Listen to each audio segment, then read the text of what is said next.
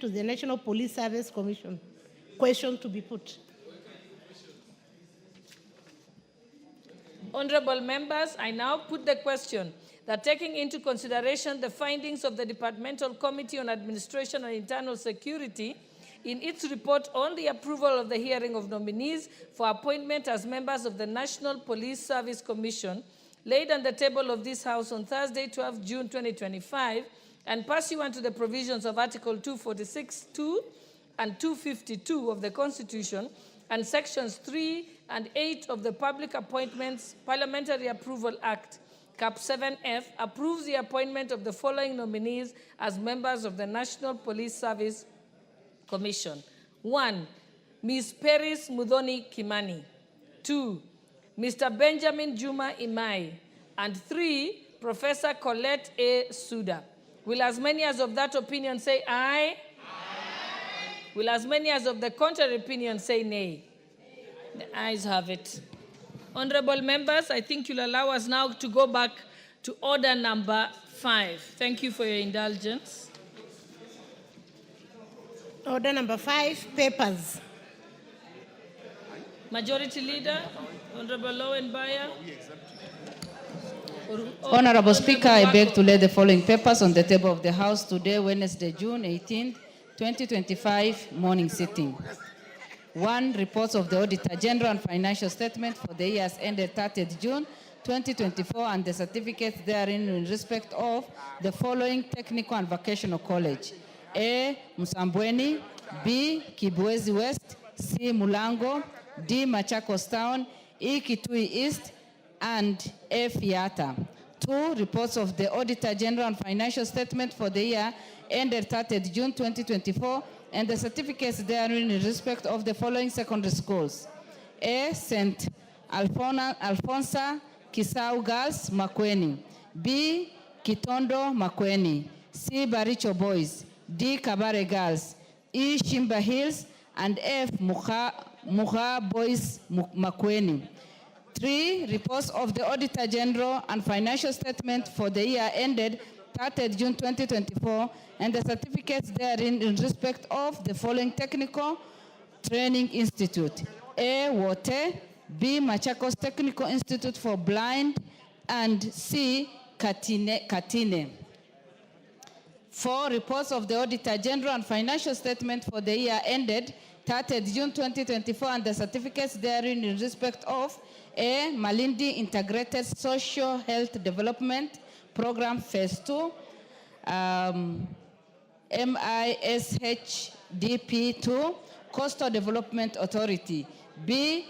Horn Africa Groundwater for Resilience Project IDA, credit number 7082KE, project ID P174867, State Department for Water and Sanitation. C. Nambale Mjini Mayenje Water Project Grant / credit number 08W/Busia/97. D. Rwambura Irrigation Development Project number 1109118900, National Irrigation Authority. E. Multimedia University of Kenya. And F. Mamangina University College. 5. Reports of the Auditor General and Financial Statement for the year ended 30th June 2023 and the certificates therein in respect of A. Kenya Primary Education Equity in Learning Program, IDA grant number D991KE and credit number 7067KE and grants NOS TFC 306KE and TFC 307KE, State Department for Basic Education, and B. Hybrid Generation of Off-Grid Power System Credit number CKE 1066011, Kenya Power and Lighting Company PLC. 6. Reports of the Auditor General and Financial Statement for the Sekuru National Polytechnic year ended 30th June 2024 and the certificates therein. Thank you, Honorable Speaker, and I lay. Thank you. Next order number 6. Order number 6, notices of motion. Order number 7, questions and statements.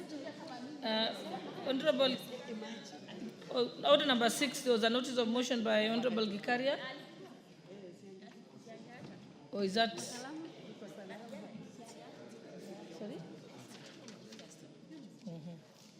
Oh, I'm told it's by Gonzi Rai. Is he available for your? You're ready for your notice of motion? Okay, just hold on. So we agree that Honorable Gikaria, you are on the order paper to give a notice of motion. So we skip that on number 6. Okay, so let's move to number 7, which is statements. Honorable Member for Kinango, Honorable Gonzi Rai, you may proceed. Madam Speaker, I rise to request for a statement regarding the safety of a Kenyan in Saudi Arabia. Honorable Speaker, pursuant to the provision of Standing Order 44(2)(c), I rise to request for a statement from the chairperson of the Departmental Committee on Defense Intelligence and Foreign Relations regarding the safety of Ms. Riziki Luvuno Mambo, holder of passport number AK1325501, who went missing in Saudi Arabia in March 2024. Honorable Speaker, Ms. Riziki Luvuno Mambo has been residing in Saudi Arabia since July 2023 when she moved there for employment. However, her family, with whom she maintained regular communication, claims to have lost contact with her on 12th of March 2024, raising concerns about her safety and whereabouts. Following her lack of communication, the family received reports on 23rd of April 2024 that she had been arrested and was being held at Jeddah Sawari police station in Saudi Arabia. It is alleged that she was found in a state of distress, wandering the streets, and appeared to be suffering from mental health condition. Efforts by the family to secure her repatriation to Kenya have been unsuccessful.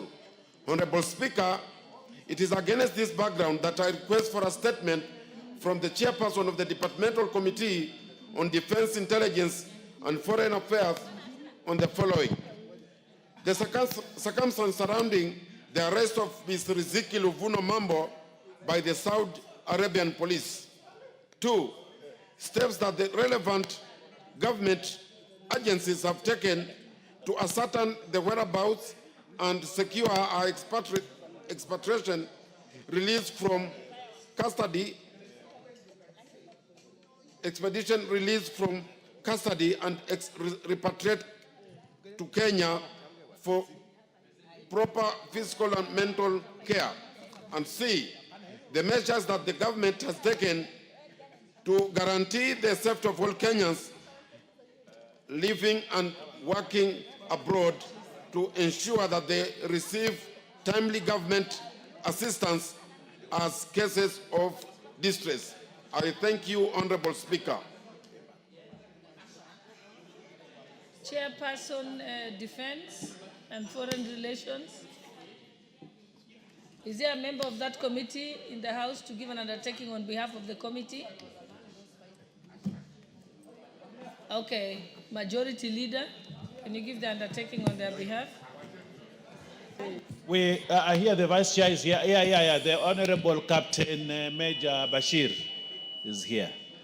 He can do an undertaking. Give him the mic.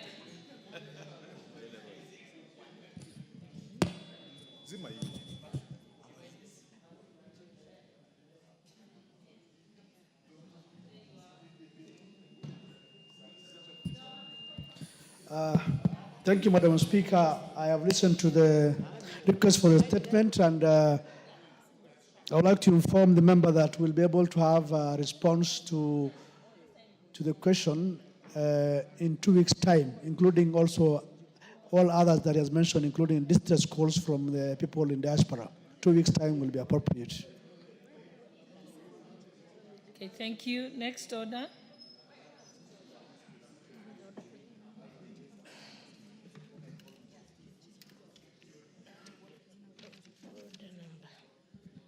Order number 12, the County Public Finance Laws Amendment Bill, Senate Bill number 39 of 2023, second reading. Mover.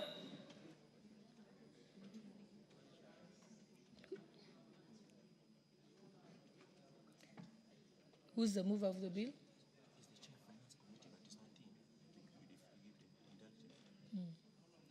Okay, this bill, the mover is the chairperson of the Finance Committee, but he doesn't seem to be here, and I don't think there's any member of the Finance Committee. I'm told they were having a meeting. So I think we can skip order number 12, stand it down and bring it back at a later time today. So let's move to order number 13. Order number 13. Order number 13, motion, consideration of Senate amendments to the National Construction Authority Amendment Bill, National Assembly Bill number 59 of 2022. The mover of this bill, is that the chairperson, Transport and Infrastructure? Majority Leader, who's the Thank you, Honorable Speaker. Oh, it's Honorable Gikaria? Yes. Okay, proceed. Thank you, Honorable Speaker. I beg to move that the Senate amendment to the National Construction Authority Amendment Bill, National Assembly Bill number 59 of 2022, be now considered. Honorable Speaker, I had brought this to effectively operationalize the 30% under the procurement for the special groups, that is the women, youth, and people with disability. And Honorable Speaker, in that amendment, I had proposed that we exempt class 8, 7, and 6, but we had agreed with the committee that we only exempt class 8 only. But when we went to the Senate has since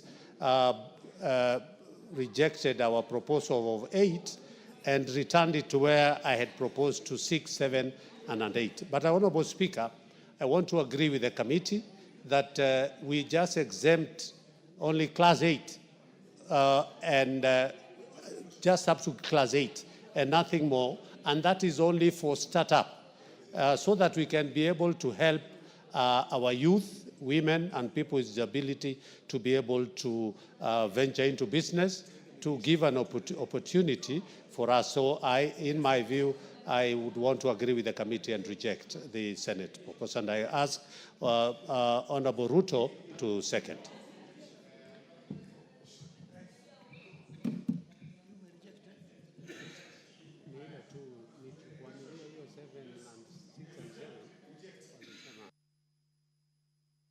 We do that. May I have a seconder? Is the seconder the Honorable Ruto? Member for Cases, please proceed. Thank you so much, Madam Speaker. Through to what the proposer said, Madam Speaker, the essence of providing this particular intervention is to encourage young members of the country, that is the youth, the special group of women, and people living with disability, to participate in such business entities and to grow the economy. And therefore, I stand to support the rejection of the proposals of Senate, and we only approve the removal of Class 8 under NCA, so that we encourage the new people and we don't misuse the other conditionalities that have been provided by NCA, because we've seen other people who are qualified, who are able, can misuse those particular provisions. Thank you so much. I support the proposal of rejection. First, I now propose the question, which is that the Senate amendment bill to the National Construction Authority Amendment Bill, National Assembly Bill number 59 of 2022, be now considered. May I go ahead and put the question? I now put the question that the Senate amendment to the National Construction Authority Amendment Bill, National Assembly Bill number 59 of 2022 be now considered. Will as many as of that opinion say aye? Aye. Will as many as our contrary opinion say nay? Nay. The nays have it. So, honorable members, honorable members,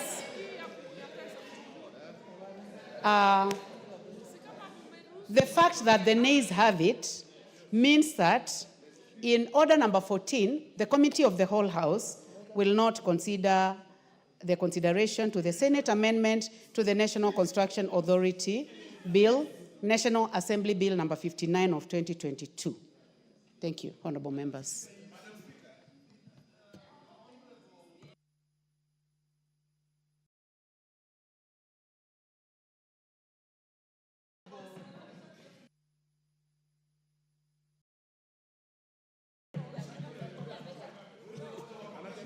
Honorable Speaker, there is a growing trend in this House, Honorable Speaker, that if really not attempt, it will mess the integrity of this House. Honorable Speaker, when the Speaker is on her feet, nobody should be seen walking and moving around, Honorable Speaker. The Honorable Wamboka, Honorable Speaker, is out of order. He's been walking around picking water, Honorable Speaker, or something.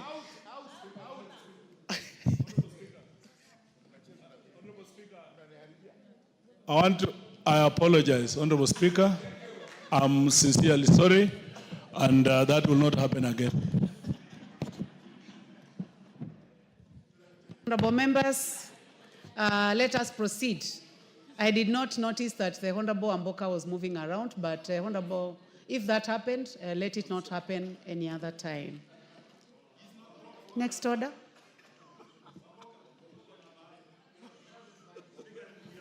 Order number 14, Committee of the Whole House.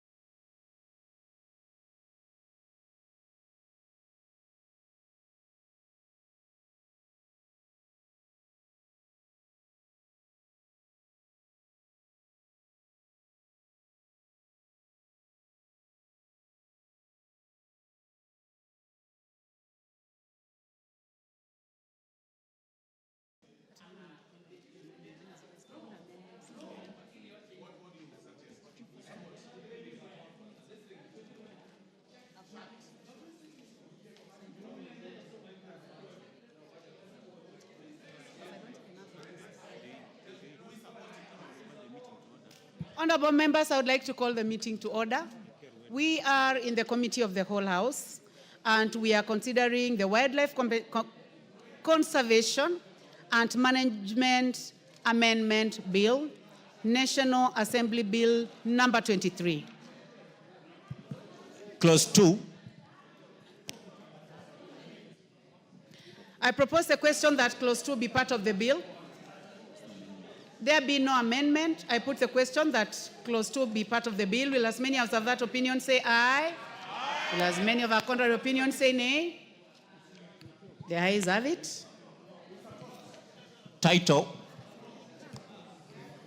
The Honorable Ruwaida, I can see you are in the house. Please get settled. The member for Lamu, please settle down.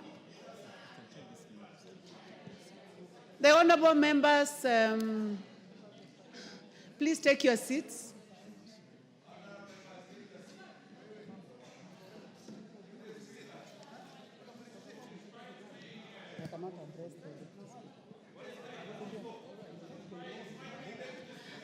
Honorable members, the only person I will not address is the Deputy Speaker. The rest of the members, please take your seats. Except the Deputy Speaker.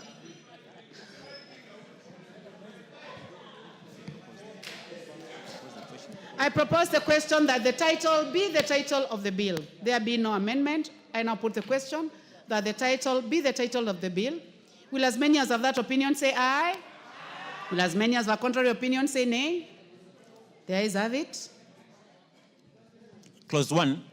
I propose the question that clause 1 be part of the bill. There be no amendment. I now put the question that clause 1 be part of the bill. Will as many as of that opinion say aye? Will as many as of a contrary opinion say nay? The ayes have it. Mover.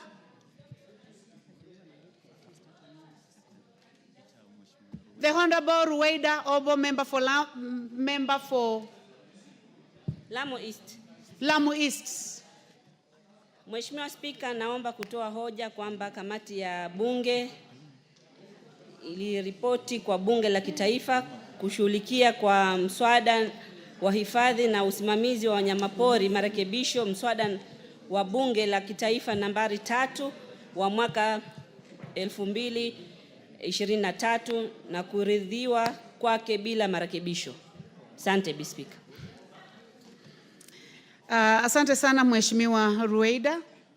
Honorable members, I now put the question, which is that the committee do report to the House its consideration of the Wildlife Conservation and Management Amendment Bill, National Assembly Bill number 3 of 2023, and its consideration without amendments. Will as many as of that opinion say aye? Will as many as of a contrary opinion say nay? The ayes have it.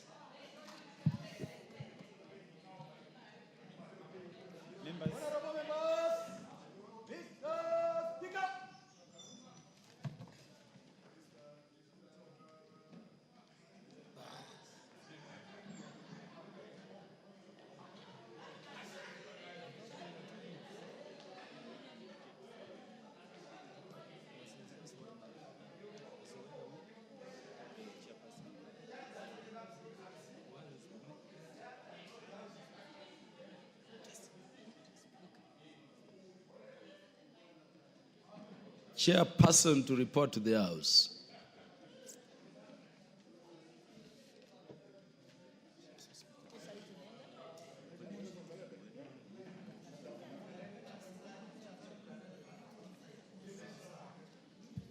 Thank you, Honorable. Honorable Speaker, I beg to report to the Committee of...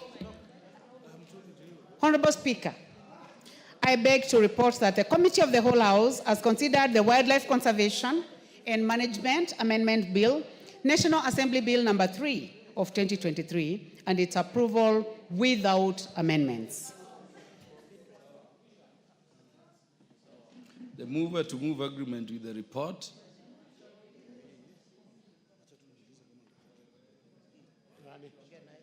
The mover to move agreement with the report.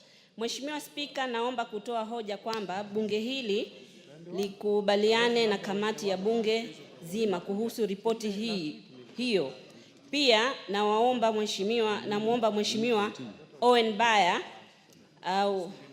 aunge kuafiki hoja ya kukubaliwa kwa ripoti ya kamati ya bunge zima. Asante Bwana Spika. Honorable Owen Baya. Thank you, Honorable Speaker. Honorable Speaker, just a minute. Asante Mheshimiwa Speaker kwa kunipatia nafasi kuunga hoja ya makubaliano na bunge kuhusu mswada huu. Na niseme hivi kwamba huu mswada ni mswada muhimu sana. Na nataka kumpongeza Mheshimiwa Rueda kwa kujali watu wake wa Lamu na watu wa Pwani. Kwamba hawa wanyama ambao leo tunawaweka katika ratiba ya wale ambao wakiumiza watu watalipwa ni viumbe ambavyo viko katika bahari. Na hivi viumbe Bwana Spika huwa vinaumiza watu wa Lamu sana. Manake watu wa Lamu wengi wao wanapata chakula chao cha kila siku kupitia ile bahari ya Hindi. Na kwa sababu hiyo basi, Mheshimiwa Roida, nataka niseme kwamba umefanya jambo zuri sana. Watu wa Lamu na watu wa Pwani watakukumbuka maisha yao yote kwa hii kazi nzuri umewafanyia, ili hata hao wapate fidia, wafidiwe wakipata hasara ndani ya bahari. Asante Bwana Spika, na naunga mkono makubaliano na hoja hii ambayo Mheshimiwa Roida amepitisha. Asante sana. Yes, Honorable Rachel Nyamai. No. In terms of procedure, Honorable Rachel, the question has to be proposed first. Honorable members, I propose the question that the House do agree with the committee in the said report. Honorable Rachel Nyamai. Mheshimiwa Spika, ningependa kuchukua fursa hii pia mimi niweze kumpa kongole Mheshimiwa wa Lamu East ambaye ni Mheshimiwa Ruweida Obo. Alifanya kazi nyingi sana. Na kwa kawaida Mheshimiwa Ruweida huwa anajali sana watu wake wa Lamu. Na sana sana mambo ambayo yanahusu bahari, mambo ambayo yanahusu umbali kutoka hapa Nairobi. Tumemsikiza akiwa hapa bungeni vile anapenda kuhakikisha kwamba watu wake wanapatiwa fidia sana sana kwa mambo ambayo yanahusu bahari. Na ningependa pia kupongeza Mheshimiwa Honor Owen Baya. Na pia nimwambie nimeona Kiswahili kimeanza kumshinda. Sijui ni kwa sababu gani. Kwa sababu analemewa ni kukaa sana na Mheshimiwa Eshongwa, Mheshimiwa Whip Osoro na Mheshimiwa wa Marsabit, Mheshimiwa wako wanamuongelesha kizungu mingi mpaka siku hizi ameanza kusahau Kiswahili. Kwa hivyo ningependa kuwapongeza wote wawili, lakini niambie Mheshimiwa Ruweida ajaribu aketi sana na Mheshimiwa Baya amfundishe Kiswahili. Mheshimiwa Rachel Nyamai, ungependa kufahamishwa jambo na Mheshimiwa Osoro? Ningependa nifahamishe na Mheshimiwa Osoro. Na anifahamishe kwa Kiswahili. Fahamisha kwa Kiswahili. Mheshimiwa Spika, ningependa kufahamisha Mheshimiwa Rachel kwamba hatusemi kwamba lugha ya Kimombo, usema kwamba Kiingereza mingi. Unasema Kiingereza kingi. Pili, tunasema kwamba sio Kiswahili kimemshinda. Tunasema kwamba Kiswahili, lugha ya Kiswahili imemlemea. Kwa hivyo matamshi katika ngeli ni vema kwamba ni vema unapozungumza katika lugha ya Kiswahili uelewe kwamba kuna ngeli, pia kuna muktadha wa kufuata kidogo, ndio kidogo uweze kuelewa Kiswahili vile inafaa. Mheshimiwa Rachel, umefahamishwa, ulikuwa umemaliza au unaendelea? Ningependa tu kufunga. Sababu hata mie ningependa kushukuru sana Mheshimiwa Osoro, lakini pia ni vizuri ajue kuna misamiati ya Kiswahili ambayo anafaa aielewe vizuri. Kwa hivyo tunapopongeza Mheshimiwa wa Lamu, tunafaa tupange maneno kama vile ambavyo anaipanga na vile ambavyo inapangwa na Mheshimiwa wa Mombasa ambaye anaporomosa Kiswahili vizuri sana. Asante sana Mheshimiwa Spika. Mheshimiwa Osoro, uko kwa hoja ya nidhamu au ufahamisho?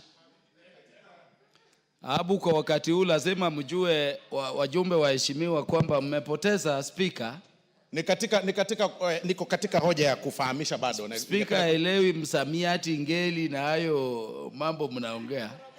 Kweli kabisa Spika, nikiendelea kufahamisha Mheshimiwa Rachel nimweleze kwamba hata katika lugha ya Kiswahili kuna pia unasahihi mtu kisha baadaye kama haupendi kusikiza ama kidogo uko na maoni tofauti kwa yale ambayo amesema, unakanusha. Kwa hivyo kwa mfano unaposema kwamba mama alinikimbiza katika lugha ya Kiswahili, wengine usema kwamba mama hakunikimbiza, lakini hicho sio Kiswahili sanifu. Unapokanusha usema kwamba mama alinikimbiza. Kwa hivyo ukijibu unasema asante Mheshimiwa Spika. Ya, yule ni Mheshimiwa Sietenei au Mheshimiwa yupi? Mheshimiwa Watarbo, ungependa pia kunena kwa lugha ya Kiswahili? Asante sana Mheshimiwa Spika. Nataka kufahamisha Bwana Osoro, Mheshimiwa Osoro, ya kwamba ameongea Kiswahili mufti sanifu, sio Kiswahili mufti. Aweze kuongea kwa Kiswahili mufti ndio tujue anaweza kuporomosha Kiswahili vyema. Asante Bwana Spika. Bwana Osoro ameongea ile Kiswahili tunasemanga imebuniwa upande wa Nyanza. Ako na tabrija kuu ukimlinganisha na mie speaker. Allow me now to... You want to contribute? Okay. Bwana Gikaria, utatamka pia? Asante Mheshimiwa Spika. Kwa kweli ni shukuru Mheshimiwa Ruaida Mohamed kwa hoja hili ambapo alileta hapa katika bungeni ya kuweza kuwajali watu ya sehemu ya upande wa Mombasa mahali kuna bahari na pengine watu wanapoteza ama wanapata injuries kutokana na wanyama wale wako ndani, majeruhi kwa ile vitu inapatikana. Niseme kwa kweli ni kitu cha muhimu kuangalia, kwa sababu kuna wakati mimi nilijaribu kuleta mswada kule kwangu, watu wengi kwangu wanapata madhara ama wanajeruhiwa mpaka maafa inatokana kutokana na nyani, na nilijaribu kuweka nyani wawekwe kama wanyama wa porini ambaye kutapatikana compensation, lakini haikuwezekana, lakini fidia. Asante Bwana Osoro. So niseme tu kwa kweli nimshukuru sana Mheshimiwa Ruaida kwa hiyo nafasi, na pengine hata sisi in future kwa sababu kwa siku zijazo tuangaliliwe kwa sababu ya hawa wanyama ambaye ni nyani ambaye wanalete madhara sana katika miji mikuu mahali kuna poli, especially kama kule kwangu kuna hiyo National Park ya Nakuru ambaye watu wengi wanaathirika kwa sababu ya huyu mnyama anaitwa nyani. Kwa hivyo niseme once again kwa mara nyingine Mheshimiwa Ruaida, pongezi sana kwa msaada huu ambao umeleta. Asante.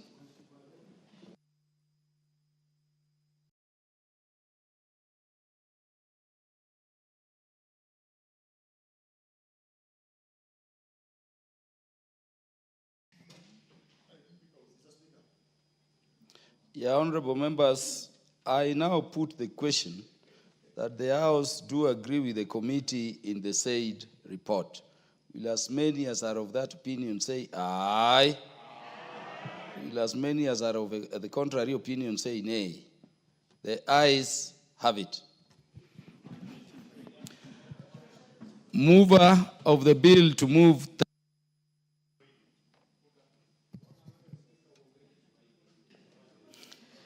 Mheshimiwa Spika, naomba kutoa hoja kwamba mswada wa hifadhi na usimamizi wa wanyamapori marekebisho, mswada wa Bunge la Kitaifa nambari 3 wa mwaka 2023 sasa usome mara ya 3. Pia naomba Mheshimiwa Owen Baya kuafiki hoja hii. Bwana Spika, nataka nichukue nafasi hii niwashukuru wabunge wenzangu kwa kuungana pamoja kupitisha huu mswada. Pia nishukuru uongozi wa bunge kwa kuhakikisha kwamba leo tumefika hii stage.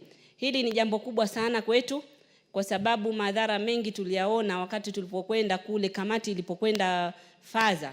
Watu walikuwa wamekatwa miguu. Hivi sasa ni kuambia lazima kwa mwezi lazima at least mtu mmoja, angalau mtu mmoja atakuwa amepigwa na huu mnyama anaitwa yeda, kwa kizungu stingray. Pia kuna watu wengi wameathiriwa, itasaidia watalii, hata si watu wetu peke yetu. Kuna mtalii alienda kupiga picha na akakatwa na papa. Pale feri pia watu wengi wanaathirika na papa kwa sababu meli zikija zinapita na mapapa. Bahati mbaya pengine mtu ameingia chini ya feri kutengeneza, anakatwa na papa na hawapati malipo. Sahihi hii itasaidia hata hawa wabunge. Saa nyingine wanaenda kujivinjari, wakifika Mombasa, wakienda na zile boat. Bahati mbaya waanguke kwa maji au sema nataka kuogelea, kuna saa nyingine hatari inaweza tokea, pia wao itakuwa imewasaidia. Bwana Spika, sitaki kuchukua muda mwingi zaidi, lakini nashukuru sana. Hata nimeshikwa na shaki. Najua kwangu hili ni jambo kubwa sana. Watu wangu nao watajihisi kwamba ni Wakenya, wakosti wote kwa jumla watajihisi kama ni Wakenya, na wao hawatengwi kwa sheria. Manake sheria mwanzo ilikuwa imeangalia tu watu kwa ardhi, watu wa maji, sisi ambao tunaringizwa na maji ilikuwa hatuonekani. Nashukuru bunge hili sasa imefanya kwamba watu wanakaa kwa visiwa vya bahari au wanakaa kwa mazingira ya maji, na wao wamewekwa kwa rada ya serikali. Manake mara nyingi walikuwa wameona wametengwa. Hii itafanya tuweze kuhifadhi zaidi wanyama wetu wa pori. Asante Bwana Spika. Sije nikalia, asante. Mheshimiwa Owen Baya. Asante sana Bwana Spika, na hakiki mswada huu na afiki mswada huu kwamba usomwe kwa mara ya 3, na pia niseme kwamba kama vile wabunge wenzangu wanavyosema na vile Mheshimiwa Roida amesema, huu ni mswada mzuri sana, mswada ambao utasaidia watu wa pwani. Kilifi ni kati ya zile kaunti ambazo ziko na ufuo wa bahari mrefu sana, na bahari iko pale na watu kazi yao wengi ni maneno ya ubaharia, na mswada huu umekuja kwa wakati wake, kwamba ni wakati sasa watu ambao kwa muda mrefu walikuwa wamesahaulika katika maneno ya kufidiwa katika zile ajali zinafanyika ndani ya bahari, sasa pia wamepata nafasi. Kwa hiyo mimi ile nataka kuomba bunge hili, nataka kuomba uongozi wa bunge, mswada huu upeleke kwa haraka sana, uwekwe sahihi na rais ama assent, ili usikae. Nimeona miswada mingine tumepitisha hapa imekaa haijapelekwa for assent, na mimi nataka niwaombe sana, huu mswada ambao Mheshimiwa Roida ameufanyia kazi sana na ameweka kazi zake sana na amepatia matumaini watu wa Lamu na watu wa pwani, kwamba ufikishwe kwa haraka sana kwa rais, uwekwe sahihi, ili wale ambao wanaumia kwa sababu hii maneno ambayo imefanyika wapate fidia kwa haraka sana. Mimi nataka kuunga mkono. Asante sana.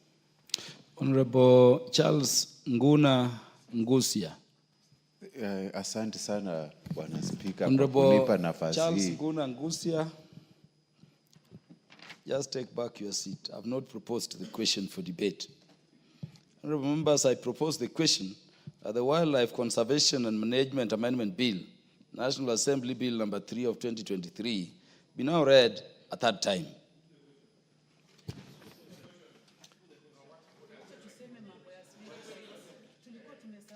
Yeah, so now you can contribute, Honorable Charles Nguna Ngusia.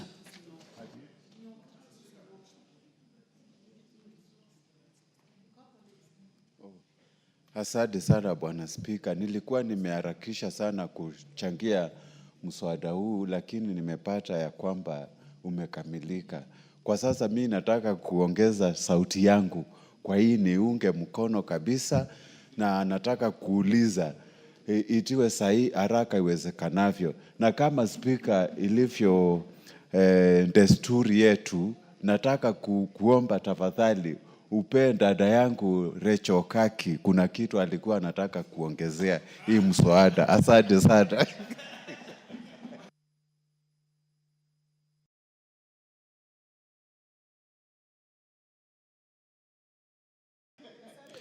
Honorable Charles Nguna Ngusia, I have not seen any request from Honorable Rachel Nyamai to either contribute or to inform you. Honorable Rachel Nyamai, you wanted to contribute? Yes, Honorable Speaker. Because I want to put the question.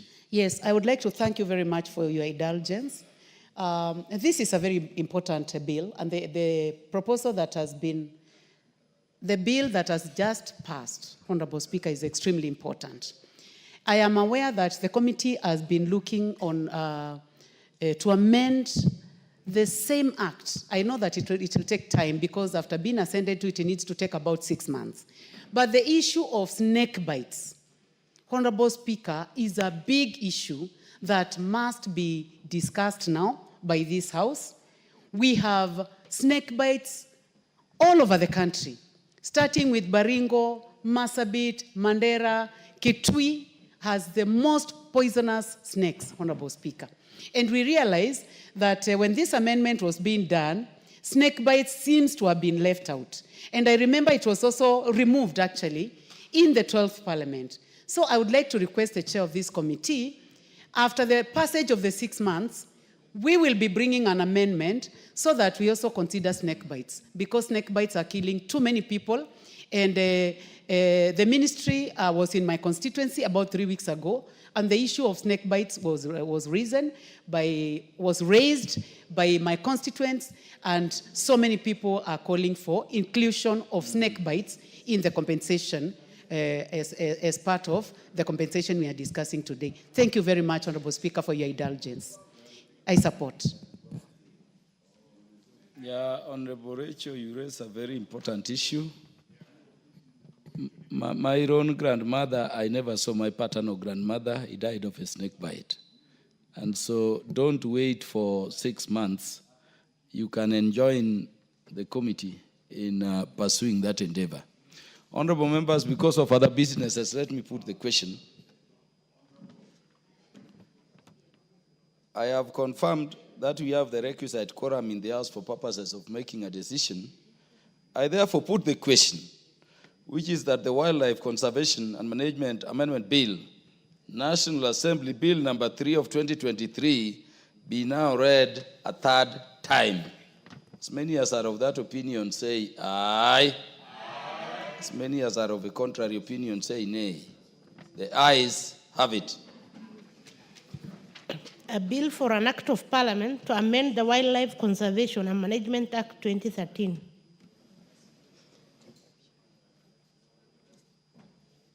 Next order.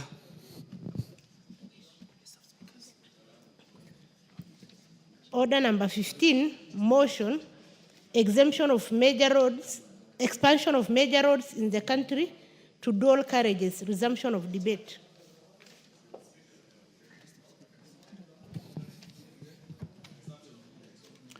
Is that for resumption of debate?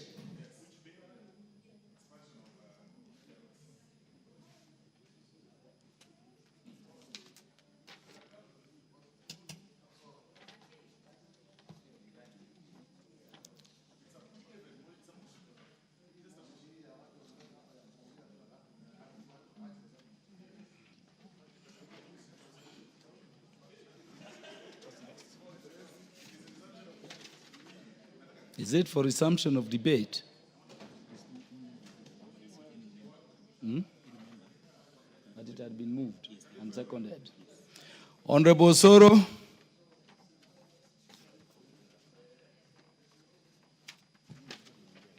Thank you very much, Honorable Speaker. Honorable Speaker, I rise to support the motion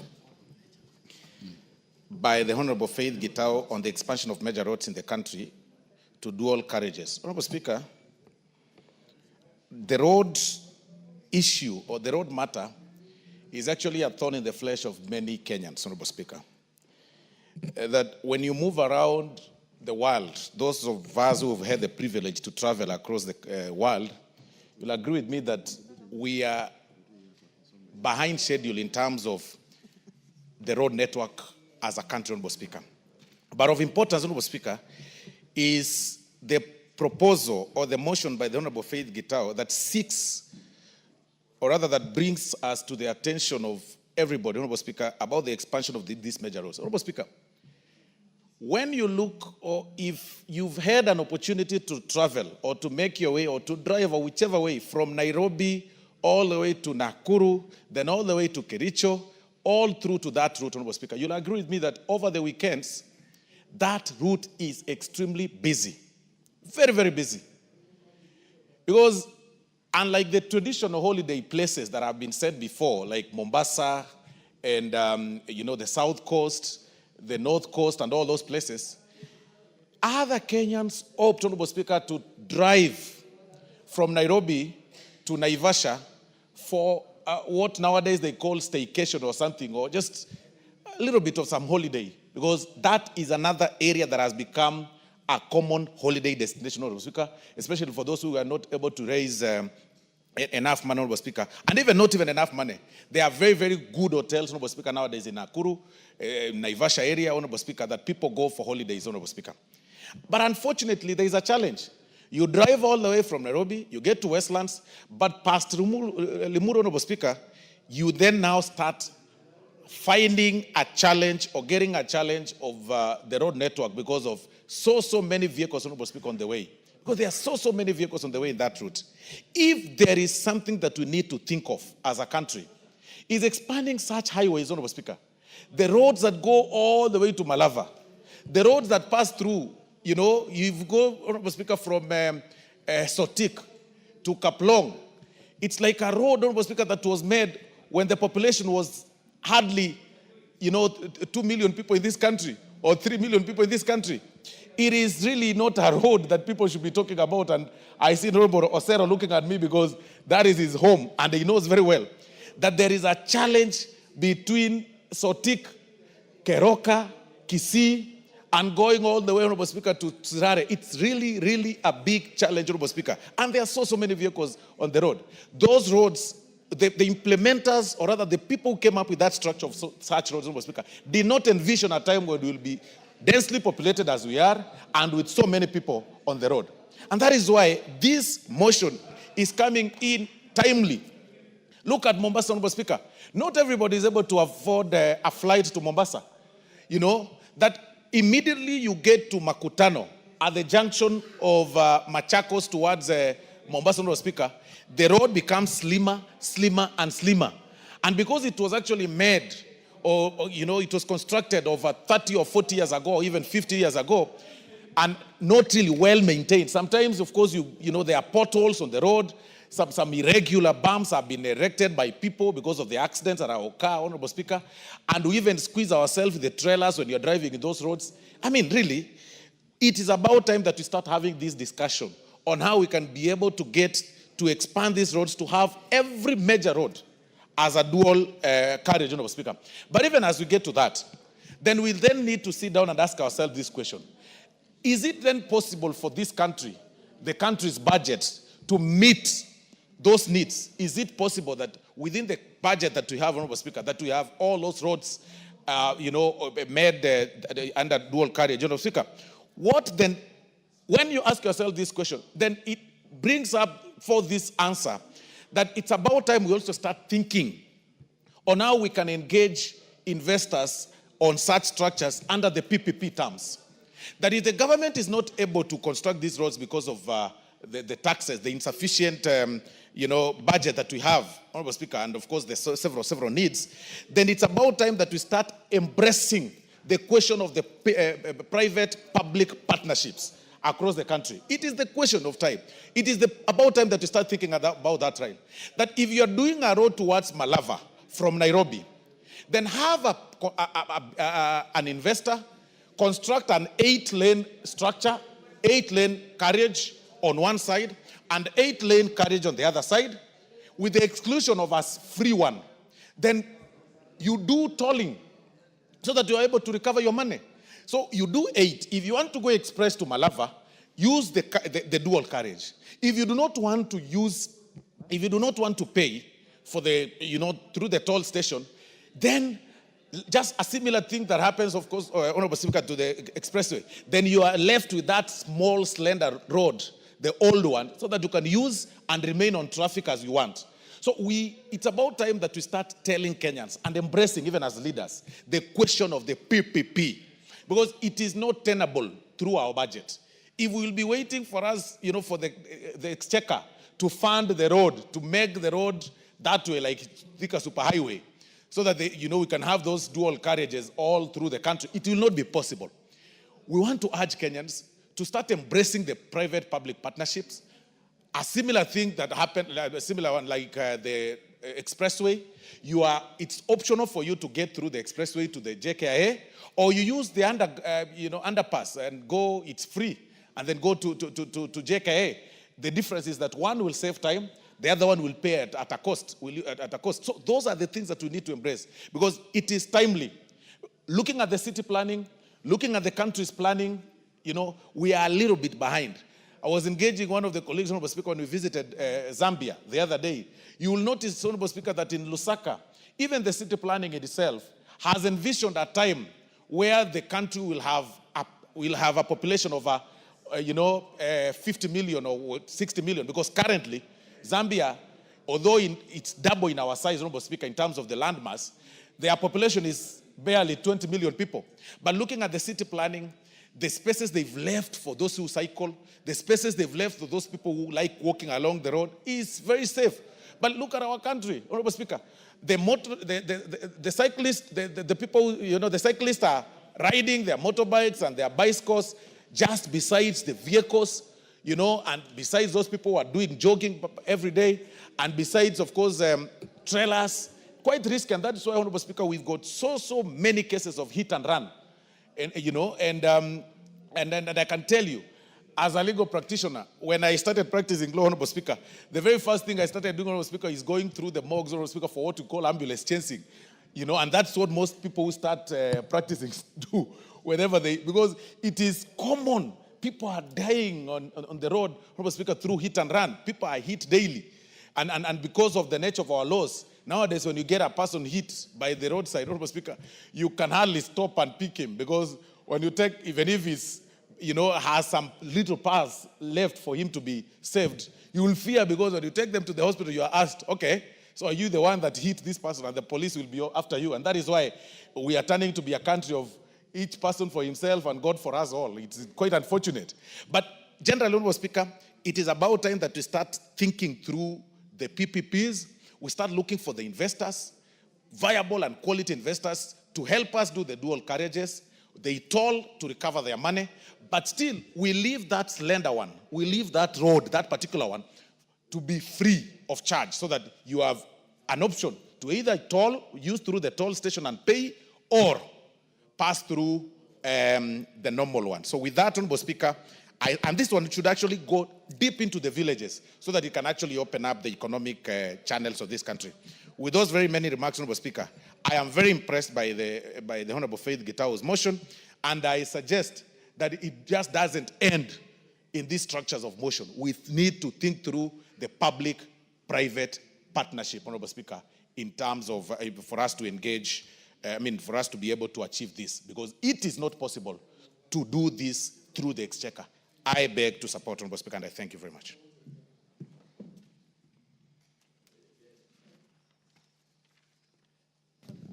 Before we proceed, honorable members, I would like to welcome students seated in the public gallery this morning, students from Kivuthine Secondary School, Kibwezi East Constituency, Makueni County. Let us welcome them to the National Assembly.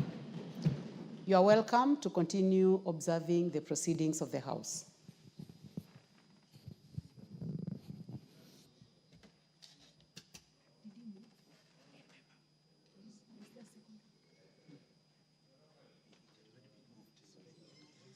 The Honorable Ekomas Mutuse, you may proceed, and I would like to request you, I've given you a chance there so that you may also welcome the students from Kibwezi. Thank you, Madam Speaker. In welcoming the students from Kivuthine Primary School in Kibwezi East, which is my neighboring constituency, just to urge them and their teachers to, you are welcome to the House of Parliament. This is where decisions in terms of laws, decisions in terms of budgeting, and oversight of expenditures of the national government are taken. This is a house of record, it's a house of order. You are among the privileged few who have had the opportunity to come here, and therefore I congratulate you with your teachers for making to the House of Parliament, and we wish you all the best in your academic journeys, so that in future all of you may grow up to be professionals who this country will look up to in terms of transforming us, and some of you may also become leaders and lead your people at your time. Having said that, Madam Speaker, and I say that on behalf of the Honorable Jess Kambalu, because that is our constituency. Having said that, Madam Speaker, allow me to now comment on the motion for the expansion of major roads in the country to dual carriageways that has been moved by the Honorable Faith Gitau. From the onset, Madam Speaker, this is a motion that is not only timely, but is something that should have been done by the country many, many years ago. Madam Speaker, you are now aware that the World Bank has classified Kenya as the 6th largest economy in Africa. We have now overtaken Ethiopia and Angola, and we are now the 6th largest economy in Africa by virtue of the size of our GDP. That means that our infrastructure needs to reflect the size of our economy. And that infrastructure to reflect the size of our economy, our road systems need to be modernized, our railway systems as well need to be modernized, and so that we reflect a country that is the 6th largest economy in Africa in the 21st century. If you compare our infrastructure with that of South Africa, driving from Cape Town to Pretoria, you realize it's the dual carriage. It's a long distance. Same way from many, many cities in our continent that are smaller economies than us. And therefore, we want to congratulate the Honorable Faith Gitau for reminding us in this House and those in the executive that the time has come for our roads to be dual carriageways. Madam Speaker, I represent a constituency that is on the Nairobi-Mombasa Highway, Kibwezi West constituency. From Kibwezi town through Makindu to Emali is a distance of about 70 kilometers on the Nairobi-Mombasa Highway. And there are many, many accidents. It is the same in Kibwezi East, it is the same in Kilome constituency. There are many, many accidents that are happening because the road is a single carriageway. And we have been expecting, especially with the promise that the Americans want to do an expressway from Nairobi to Mombasa, the one that they have nicknamed Usahihi, that we may have this project come to pass so that we may reduce the number of accidents, because one life lost through a road accident is too many lives for us. We have also heard about plans to do the road from Chumvi through Konza Technopolis all the way to Emali under the funding of the Korea government. And I stand to request the executive to fast track such plans so that my people, the people living along the Nairobi-Mombasa Highway, may stop losing their lives because of avoidable accidents that can be avoided by dualing the Mombasa-Nairobi Highway. As for the funding, everything starts with an idea. And we cannot fear to propose ideas of dualing our roads because we do not have the money.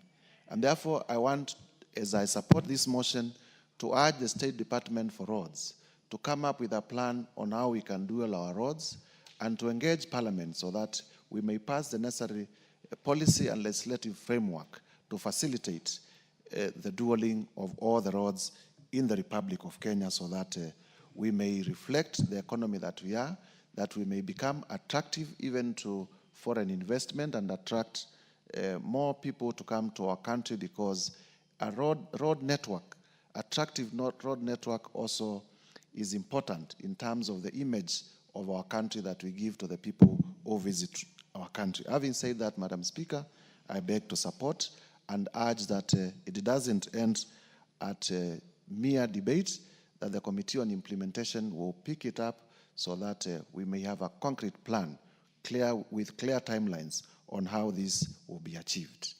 I thank you, Madam Speaker, for the opportunity. Thank you very much, Honorable Mutuse. The Honorable Naomi Wako, member for Marsabit. Thank you very much, Honorable Speaker, for allowing me to add my contribution to this very important motion brought by Honorable Faith Gitau, one of our very diligent commissioner and a member of Parliament. Honorable Speaker, as I stand, I want to confirm that I support this motion because it touches on one of the most important things that we depend on as a country.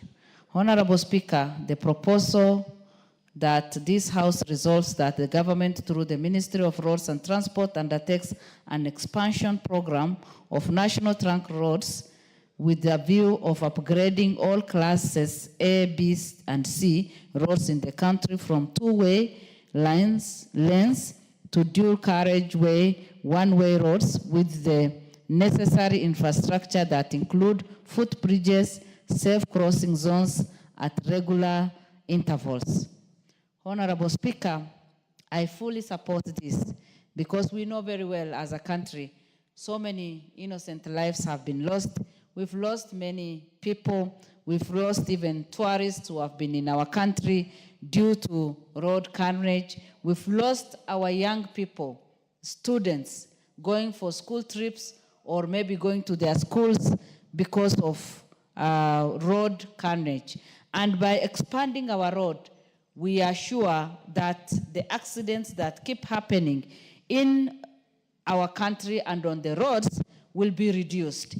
Honorable Speaker, even as we propose this, some disciplines must be observed of time and how the drivers, should conduct themselves, and having the driving license and doing all the due diligence will help us and add a lot of value to the suggestion that we are making. And again, Honorable Speaker, expanding our roads will be profitable to our country. Our economy will grow because we know very well that many of our neighboring countries depend on us. And by expanding our roads, then we know that we will be able to grow our economy and we'll be able even to be of use to our neighbors, because Kenya, as it is today, we are at the front line and leading from there. We wouldn't want, to cause chaos and also other people to be in our country and have accidents. Honorable Speaker, we also know very well that road transport is still the preferred mode of travel and transport for many Kenyans, simply because it is affordable. And many of us prefer it because we know that when you're on the road, you are safe enough, unless maybe something that you are not aware happens. You know that you will be able to reach your destination safely. But again, if we are not able to manage and to control well, we will continue losing a lot of people. Honorable Speaker, we know that even for the service delivery, we depend on our roads for the service delivery. And these days we have our motorbike, the borders, who support us. And what the motion is supporting is going to help us a lot, because with what she's saying, safe crossing zones at regular intervals, proper drainage system, and other requisite infrastructure for their optimal operation. Even our border people will have their own path to be riding on, and that will be safe, because right now we are mingling and everybody is trying to compete for space on our roads, which is not safe. And again, we are not saving time. So that we can save time, we can also be effective, we can also be able to achieve many things as we consider doing different things, then we will be able to manage very well. Honorable Speaker, again, it is the suitable way or suitable means of transport when it comes to short distance, because you cannot fly, you cannot jump over, you have to have proper way of driving and just getting to your destination on time. And this is the only way we can be able to achieve all our goals.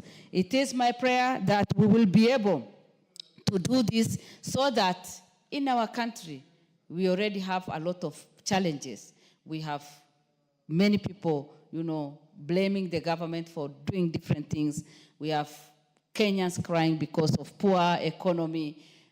We have challenges because businesses are not doing well. If we can ease the traffic, and if we can help our people to have at least safe way of traveling and reaching their destination, people's businesses will pick and we will be able to do a lot. With those few remarks, Honorable Speaker, I support, and I request the other members also to support this motion. Thank you. Thank you very much, Naomi Wako, the Deputy Whip. The Honorable Gideon Ochanda, member for Bondo.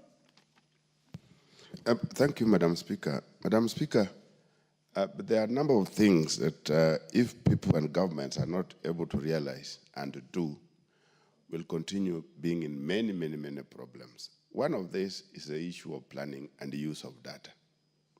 Our successive governments are well aware that we have more vehicles on the road each year as years advance. What is it that we are doing, or what is it that we are placing for purposes of this increase of traffic in terms of our road infrastructure?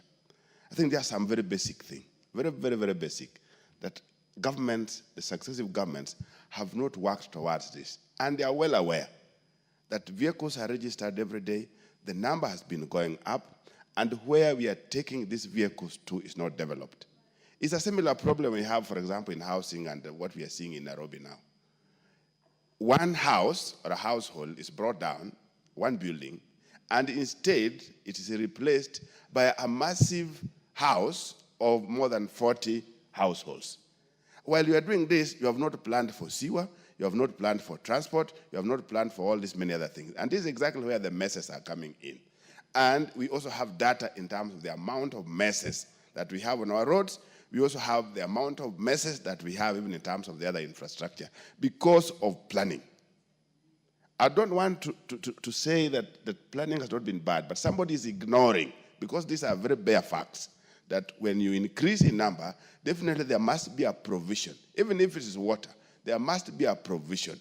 Nairobi doesn't have the same people it had 20 years ago. There must be a provision. There must be some forward looking in terms of how some of these things are supposed to be met. And Madam Speaker, even some very basic way of how government raises revenue, we are well aware that if you put aside the formal ways of raising taxes or revenue, transport sector is one of the biggest sectors that helps these governments to raise money. What is it that we are doing when you are very sure that a sector generates for you money? It is a sector again that you ignore. Because if it were any other ordinary mind, you'll invest more where you generate more. And there was a policy in this country one time that you put more where you get more. You put more money where more money comes from. I don't know where this was lost. And a more particular one is where we use planning deliberately for a 5-year cycle. We plan with politics in mind. I think this is where there's a big problem. Because we are talking about these major roads. Some of them cannot be fixed within the 5-year period. But for purposes of planning and investment in them, it is important that we spread them across. Where we are at the moment, we are seeing problems that we would have avoided many years ago. 60 years since independence, we've only managed to do a railway, the SGR, which even as at now is still not in our hands. We've not done any. And yet we know that this would have been the best alternative to the road problems. You look at the colonial government, they were able to do this railway from Mombasa to Uganda in a decade. Yeah? And that was from 1901, 1902, and those are ages ago. Here we are, since independence, we are not even able to do a 1 or so kilometer of even if the old railway system that we were using before, even if we decided to put aside the SGR. I know there are those attempts that are there in place, but many of them are still focusing on doing these things within 5-year period. It can't work. So for purpose of our planning, we needed to know that from Mombasa to Nairobi was to be done in a certain period of time, Nairobi, Busia, or Malaba to be done in a certain period of time, Nairobi, Garissa to be done in a certain period of time, Nairobi, Kisumu, and whatever to be done in a certain period of time. This is exactly what has helped Tanzania. Tanzania has some of the very major bridges across their bigger rivers. But they have been doing those major bridges within, they're now 5, within every term of each parliament, each presidency, each government. They've been doing very major projects in terms of road network and bridges. They have bigger bridges than those we have if you put aside Nyali. The other bridges are really big because of the big rivers. And this has been happening because it is not tied to electoral period of time. So, Madam Speaker, these are some of the things that really needs to be looked at, so that when we are planning, we plan and we make use of our data. The next one is the issue of quality, Madam Speaker. You do a road, is a highway, and you are doing it like you are doing a village road. I'm bringing this in place, like in my place. We have a road, a Kenha road done from Kisian to Osieko. It's a Kenha road. But if you look at this road, it's a road that cannot withhold the kind of time and the kind of traffic that we have on it, because it was poorly done. More so between Bondo and Osieko is worse. And the maintenance arrangement cannot work. Every single time there's some contractor in place. As at now, the road surface is like it was a small village road. So the quality of works that go into highways also must be looked at, so that we don't go into one road 1 year after the other, you are on one road. 1 year after the other, you are on one road. We fix major roads, we fix them right, we fix them to last for purpose of quality, and then we move on. But if we are doing one road poorly done, and every single day you have to work on issues of maintenance, like this road I'm talking about, there's some contractors in one place or the other every single day, and it doesn't work. Right now it's in horrible condition, and you really wonder why was that money used in doing this road. If it would have been used in a village road rather than a highway. So, Madam Speaker, there are these issues that must be looked at: the issue of planning, the issue of where revenue is raised from, the issue of quality, and the issue of really looking at the alternative. Alternative to roads can only be railways, nothing else. Thank you, Madam Speaker. Thank you very much, Dr. Ochanda. The Honorable Jackson Lekumontare, member for Samburu East. Thank you, Madam Speaker, for this chance to contribute to this motion, Madam Speaker. Madam Speaker, this motion is very good for discussion. And I think, Madam Speaker, these roads, some of these roads, Madam Speaker, they are just there now to waste time. Because, Madam Speaker, if you look at some of our roads, you can be in a road for a very long time. And I think, Madam Speaker, just as other members have said, it is time for expansion. And I think this is a very good discussion, Madam Speaker. And as we discuss, it's very important, Madam Speaker, to be known that some parts of this country, there are no roads, even that single line. And we are discussing about expanding the roads. But other parts of this country, Madam Speaker, like where I represent, Samburu East, there are no roads, Madam Speaker. And I think equity is very important to every part of this country. You find that, Madam Speaker, the road may be serving a population, it is not there. Even getting some services become a problem. And if at all we are in the same country, then it is advisable and it is very important, even for those who implement these projects, to consider every part of this country. It's even better, Madam Speaker, to say every constituency should have at least a tarmac road.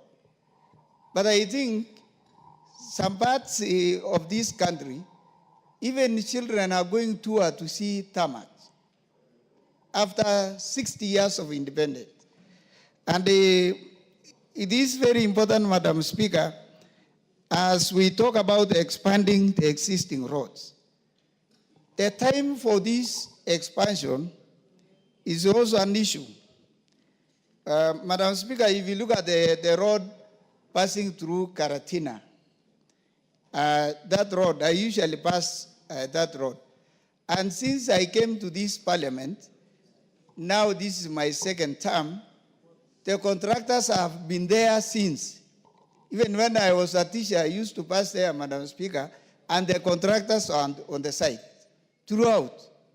I don't know when will that road be completed.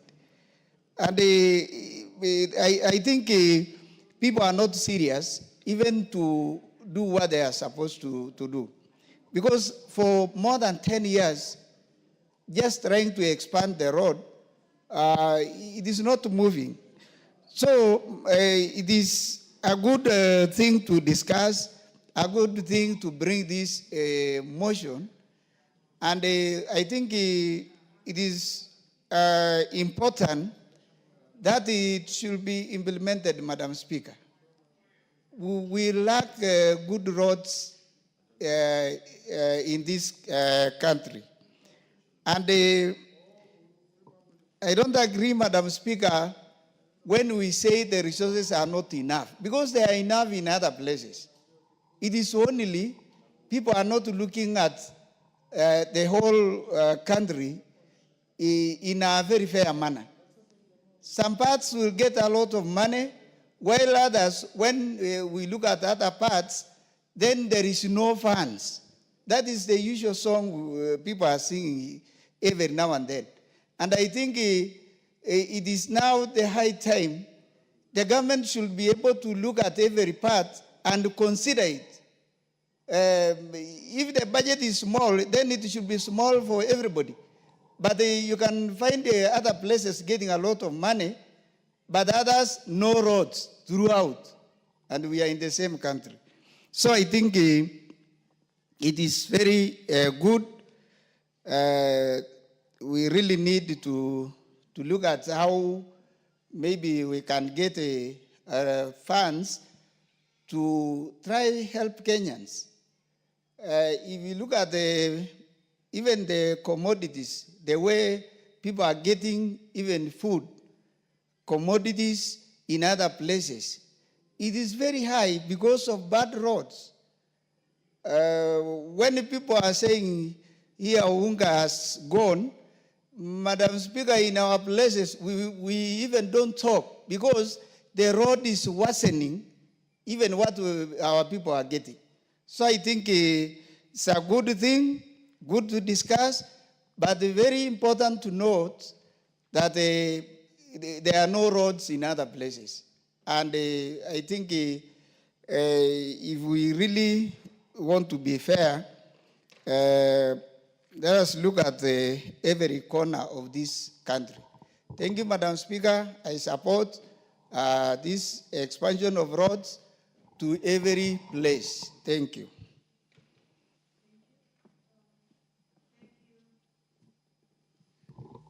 Thank you, Member for Samburu East. The Honorable Wilberforce Oundo, Member for Funyula. Thank you, Honorable Speaker. And Honorable Professor, you have only 4 minutes. The time for this motion is coming to an Okay, thank end. you, Honorable Speaker. Let me also join my colleagues in supporting the motion by Honorable Faith Gitau on expansion of major roads in the country to dual carriageways. Honorable Speaker, transportation is the key to industrialization, is the key to improving the economy, and its importance cannot be gainsaid. Honorable Speaker, many of our so-called trunk roads, the international roads connect various regions and towns in this country, cannot really be constituted or be considered to be true roads in the true sense in what we see in the other countries. Honorable Speaker, it's such a shame that the road from Kisumu all the way to the border at Busia is literally a track. It cannot be called a road. Yet we pride ourselves that's the road to Great Lake region, to the entire all parts of the East and Central Africa. Honorable Speaker, the same applies to large chunks of the road between Eldoret and Malaba. It's therefore important that, as Honorable Faith has stated, that this country, the planners, all those who are involved, should move with speed and through other means, find ways and means of ensuring that these roads are dual. Honorable Speaker, if you travel many parts of this world, even small countries in Africa, all their major trunk roads are truly dual roads so that they move traffic, move goods fairly fast to where they are supposed to be. But Honorable Speaker, as we concentrate on the roads, allow me also to join Dr. Chanda In many other parts of the country, actual road supplements transport.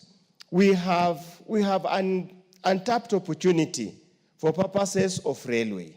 We could have moved much more goods, much more passengers, faster, safer, if we had continuously invested in the railway network. The last railway to be built was during the colonial time. The next has been during President Uhuru's time. Surely, honestly speaking, if we could find a way, I had an opportunity to travel in South Korea, a distance of almost 1,000 kilometers with a speed train. You cover much less period of time, and you move much many people compared to road transport. But unfortunately, for Madam Faith, this is just a mere motion. Implementing or putting into practice motions in this country, if we have such a bad history, we might just end up being a chat show here without much impact or effort. With those few remarks, so that I save time, I support. Thank you very much, honorable members. The balance of time, 48 minutes, has expired. So this motion, I'm sorry, it comes to an end. I know a few of you had wanted to speak, like the Honorable Dr. Mutunga, the Honorable Dick Maungu, and those two. Sorry, you cannot. I would like now to call upon the mover to reply. Is the mover in the house? I understand that the mover is in another meeting, the Commissioner Faith Kitau. So that will be scheduled at another time by the House Business Committee. Next order. Order number 16, motion, implementation of the universal health coverage and of a policy on mandatory use of public health care facilities by public officers.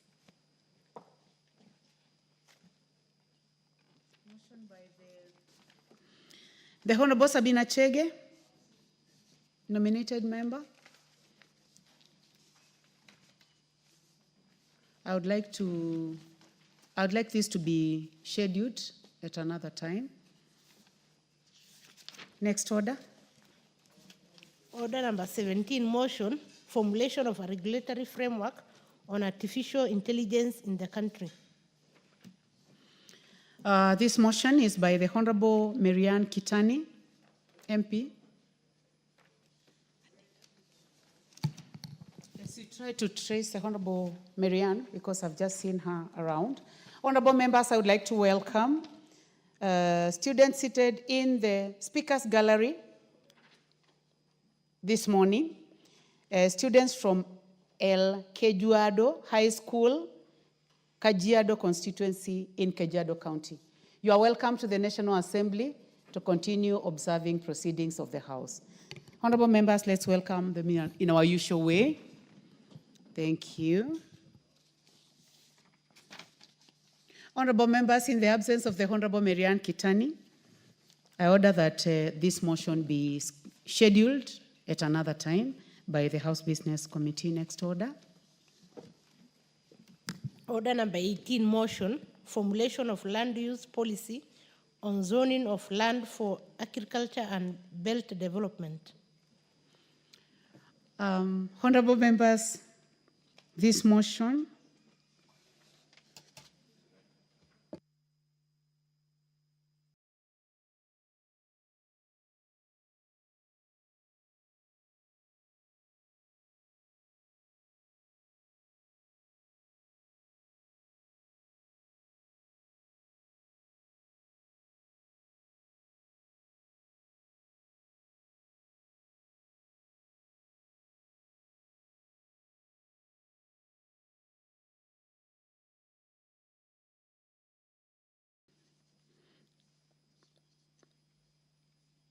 motion number 18, formulation of land use policy on zoning by the Honorable Timothy Wanyonyi,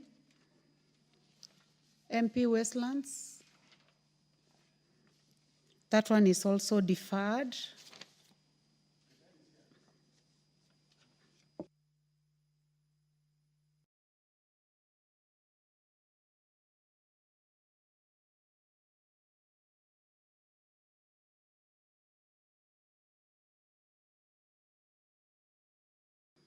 Honorable members, I would like to inquire from the Honorable Kitani. Please approach the table.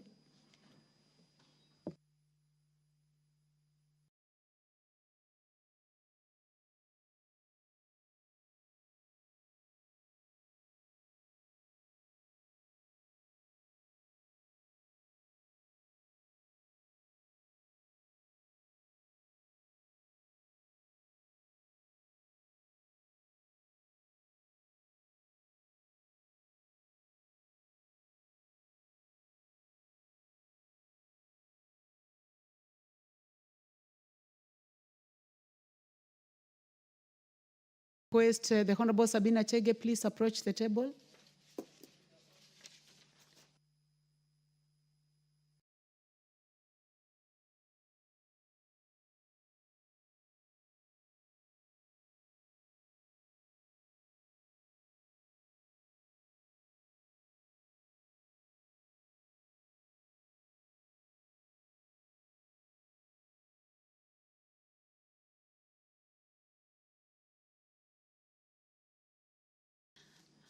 So I request the clerk to call order number 17. Order number 17, motion, formulation of a regulatory framework on artificial intelligence in the country. The Honorable Marianne Kitani, please proceed. Thank you, Honorable Speaker. Motion on artificial intelligence, on regulatory framework on artificial intelligence in the country. That aware that the world is rapidly embracing artificial intelligence, or AI, which is the use of a digital computer or computer-controlled robots to perform tasks commonly associated with the intelligent beings, and acknowledging that the 2022 Government Artificial Intelligence Readiness Index report ranked Kenya the 5th in Africa and 90th globally in readiness to adopt artificial intelligence. Further acknowledging that the Oxford Insight Survey 2022 pegged Kenya's readiness to adopt AI at 40.3%, and appreciating that AI, or artificial intelligence, has brought forth positive benefits that have increased efficiency in different sectors such as healthcare, manufacturing, and robotics, and concerned that the exponential rate at which the artificial intelligence is being embraced in the society without proper regulatory mechanisms has caused various negative consequences, such as rising cases of disinformation and fake news, and noting that there is need to protect Kenyans from potential AI-instigated harms, such as privacy breaches, AI-powered fake technology algorithms, algorithmic discrimination, autonomous weapons, job displacement and economic inequality, social manipulation and misinformation, financial market manipulation, and privacy invasion. Now, therefore, this House urges the government, through the Ministry of Information, Communication and Digital Economy, to 1, formulate a regulatory framework and ethical guidelines for implementation of artificial intelligence, or AI, in the country, to control its potential use, and 2, develop and execute public awareness programs on artificial intelligence to raise understanding of artificial intelligence, fostering transparency and promoting responsible use of AI for the benefit of all. Thank you, Honorable Speaker. She should have.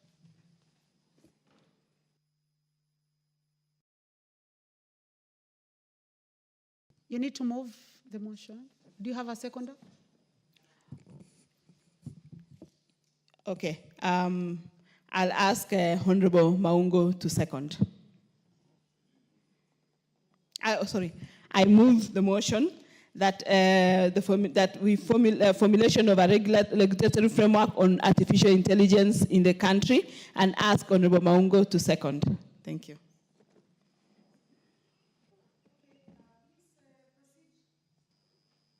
Proceed to second the motion.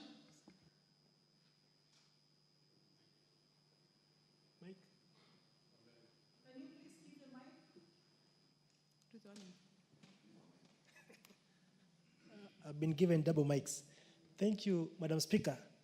Allow me first and foremost acknowledge that Honorable Marianne has just proposed a very important and significant motion that comes at a time where the country is at a point in time, Madam Speaker, where artificial intelligence is a thing of the day.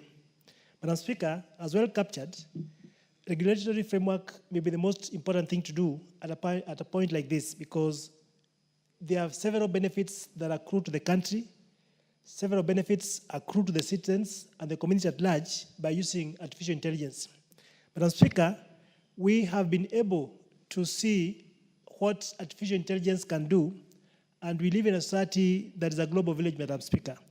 And if we don't have regulatory framework within which artificial intelligence will be used, Madam Speaker, members of the public and the country at large is likely to suffer some consequences, Madam Speaker.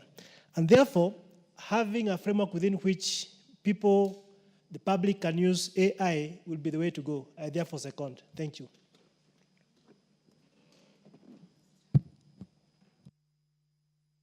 Thank you. Thank you very much, Member for Luanda. Honorable members, I now propose a question. That aware that the world is rapidly embracing artificial intelligence, which is the use of digital computer or computer-controlled robots to perform tasks commonly associated with intelligent beings. Acknowledging that in 2022, Government Artificial Intelligence Readiness Index report ranked Kenya 5th in Africa and 90th globally in readiness to adopt artificial intelligence. Further acknowledging that Oxford Insights Survey 2022 pegged Kenya's readiness to adopt AI at 40.3%, appreciating that AI has brought forth positive benefits that have increased efficiency in different sectors such as healthcare, manufacturing, and robotics, concerned that exponential rate at which artificial intelligence is being embraced in the society without proper regulation mechanisms has caused various negative consequences, such as rising cases of disinformation and fake news, noting that there is need to protect Kenyans from the potential AI-instigated harm, such as privacy breaches, AI-powered fake technology algorithms, algorithmic discrimination, autonomous weapons, job displacement and economic inequality, social manipulation and misinformation, financial market manipulation, and privacy invasion. Now, therefore, this House urges the government, through the Ministry of Information, Communication and Digital Economy, to 1, formulate a regulation framework and ethical guidelines for implementation of artificial intelligence in the country to control its potential misuse, and 2, develop and execute a public awareness program of artificial intelligence to raise understanding of AI, foster transparency, and promote responsible use of AI for the benefit of all.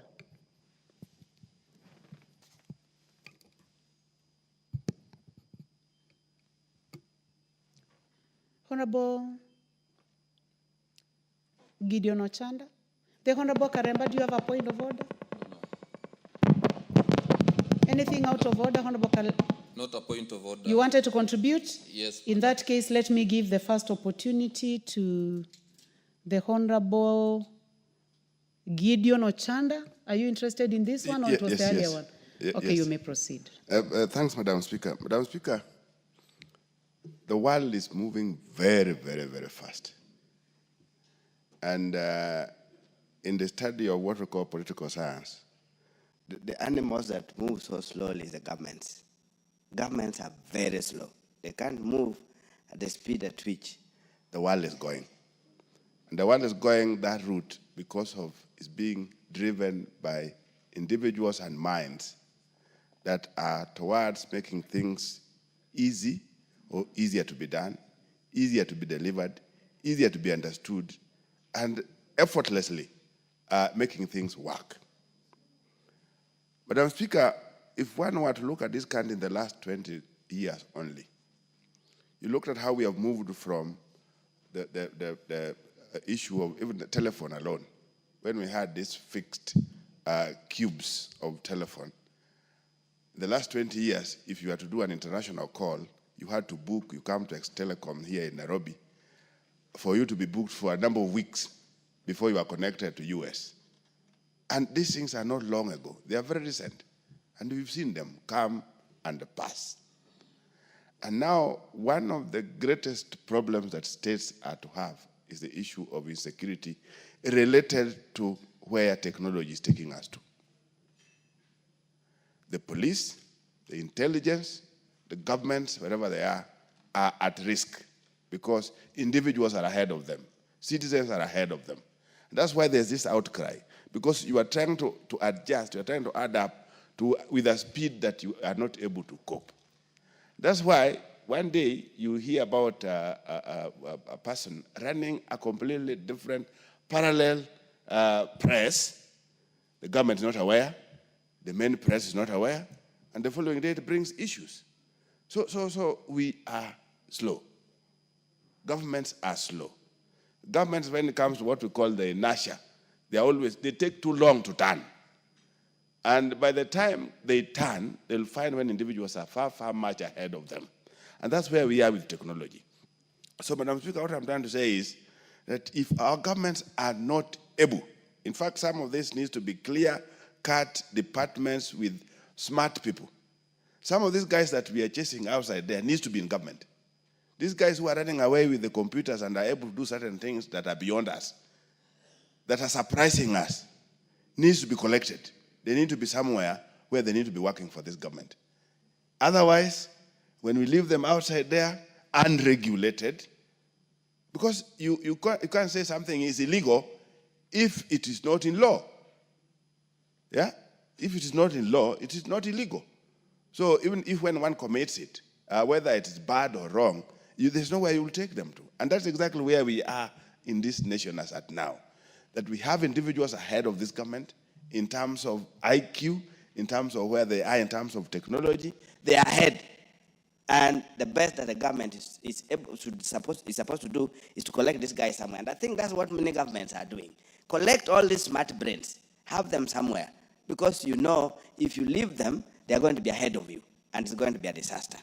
Number two, Madam Speaker, we are talking about unemployment. The issue of AI is the issue that is to deal with labor problems. Labor. So what is going to happen?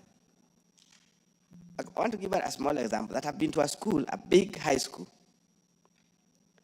where there are 8 streams of classes. And this school, compared to other schools, including mine, a school in my constituency that's employing 98 teachers, this school is only employing 18 teachers. And they are working in a manner that one teacher in a small corner of a computer room is able to handle 8 streams or 8 classes at a go. So look at that. If we went that route, what happens to these many teachers that we are training? That's where the contradiction comes in. What happens to these thousands of people that we are training? This government has done very well, particularly in terms of recruitment of teachers. We are above 70,000 people teachers that have been recruited. Those that have not been recruited are still in their thousands. Those that are in colleges are in their thousands. Universities alone are churning not less than 100,000 people or students each year. Funny, Madam Speaker, you know, when I finished the university, my first degree, we were only 2,019 people in the whole country. And this is not long ago. Now we are churning out over 100,000 in 1 year. Where are they going to? So while we look at that in terms of the amount of labor that we are likely to churn out for work, compare that with where we are moving towards the issue of AI, and many are not still looking at this, we are likely to be in crazy situations. That's where there's this thing that Ketan talked about, the issue of awareness. What is it that we need to put forward as governments, as people? Are we able to prepare our people that, no, let them look out? They are likely going to be out of jobs. There will be no jobs for them. Why? Because of AI. AI, why? Because we can't avoid it, is where the world is going to. So we'll be remaining with the bulk of our guys the bulk of our labor stranded here. And when they're stranded, that's again another problem. So the balancing. You know, our people resisted tea picking machines. I don't know how many are able to remember that. All of a sudden, those machines are picked up and they are working. So what has happened to the people who are doing it, who are picking tea? They are no longer complaining, but it is beneficial to those that invest in the sector. You must reduce the cost. The cost of labor is one of those costs in production that is so high, particularly in most of the countries, and even including ours. The people who also go to work don't go with the attitude that they are working for purposes of making sure that everybody benefits. They go to work in the name of getting money. They don't care what they are doing. It's just a matter of the end month is there, they earn, and they go. So by the end of the day, if a potential employer or any other employer anywhere else realizes that they have alternatives to that labor, they'll definitely pick it. So as a country, as a people, we must be very, very careful moving forward. AI is a must. And if we don't do it, if we don't regulate it, it's going to run ahead of us. It's going to run ahead of the government. People are going to do it. And already they are experimenting.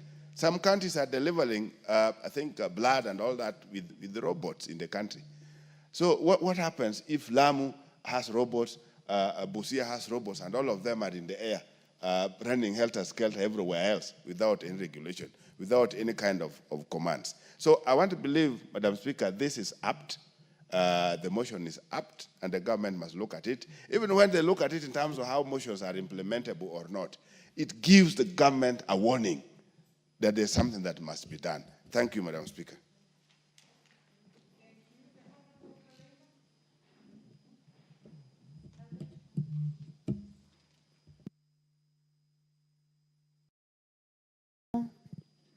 Muchangi. Please trace him and give him the mic. Thank you, Honorable Speaker. And Honorable Speaker, Karemba is also my name. Should always be very comfortable. Yeah, it is my name. It's my official. It's an official name. Yeah. Thank you very much. So, Honorable Speaker, I want to rise to support this motion by the Honorable Member for Aldai. And I would say it is a very timely motion, given that the world is moving very fast, matters technology. And there isn't a better time to introduce this conversation in this country than now. AI, Madam Speaker, has great potential and can impact very positively on very many areas. But still, Honorable Speaker, it has great potential for damages. And Honorable Speaker, when it comes to distorting information, AI has enormous potential in doing so. And it should be in our interest to regulate this space, the artificial intelligence space, so that we ensure that information is not distorted, because this country in the past and even in the most recent past has been a victim of distortion of information, which has potential to bring about conflict. So I imagine that this government, our government rather, must move fast and regulate the artificial intelligence space, owing to the fact that artificial intelligence nowadays is even being used in the space of healthcare. It's also being used in the space of manufacturing. It is also being used in the space of education. So how can we, in a world that is moving very fast, be reluctant in regulating this space? So before all Kenyans embrace artificial intelligence, because I believe many Kenyans have already embraced artificial intelligence. So before all countries embrace it, we need to be among the very first countries in Africa to regulate this space, so that we can provide a platform and a space that is regulated for the generations to come. So, Honorable Speaker, I support this motion. Thank you. The Honorable Stephen Mugaka, member for West Mogirango.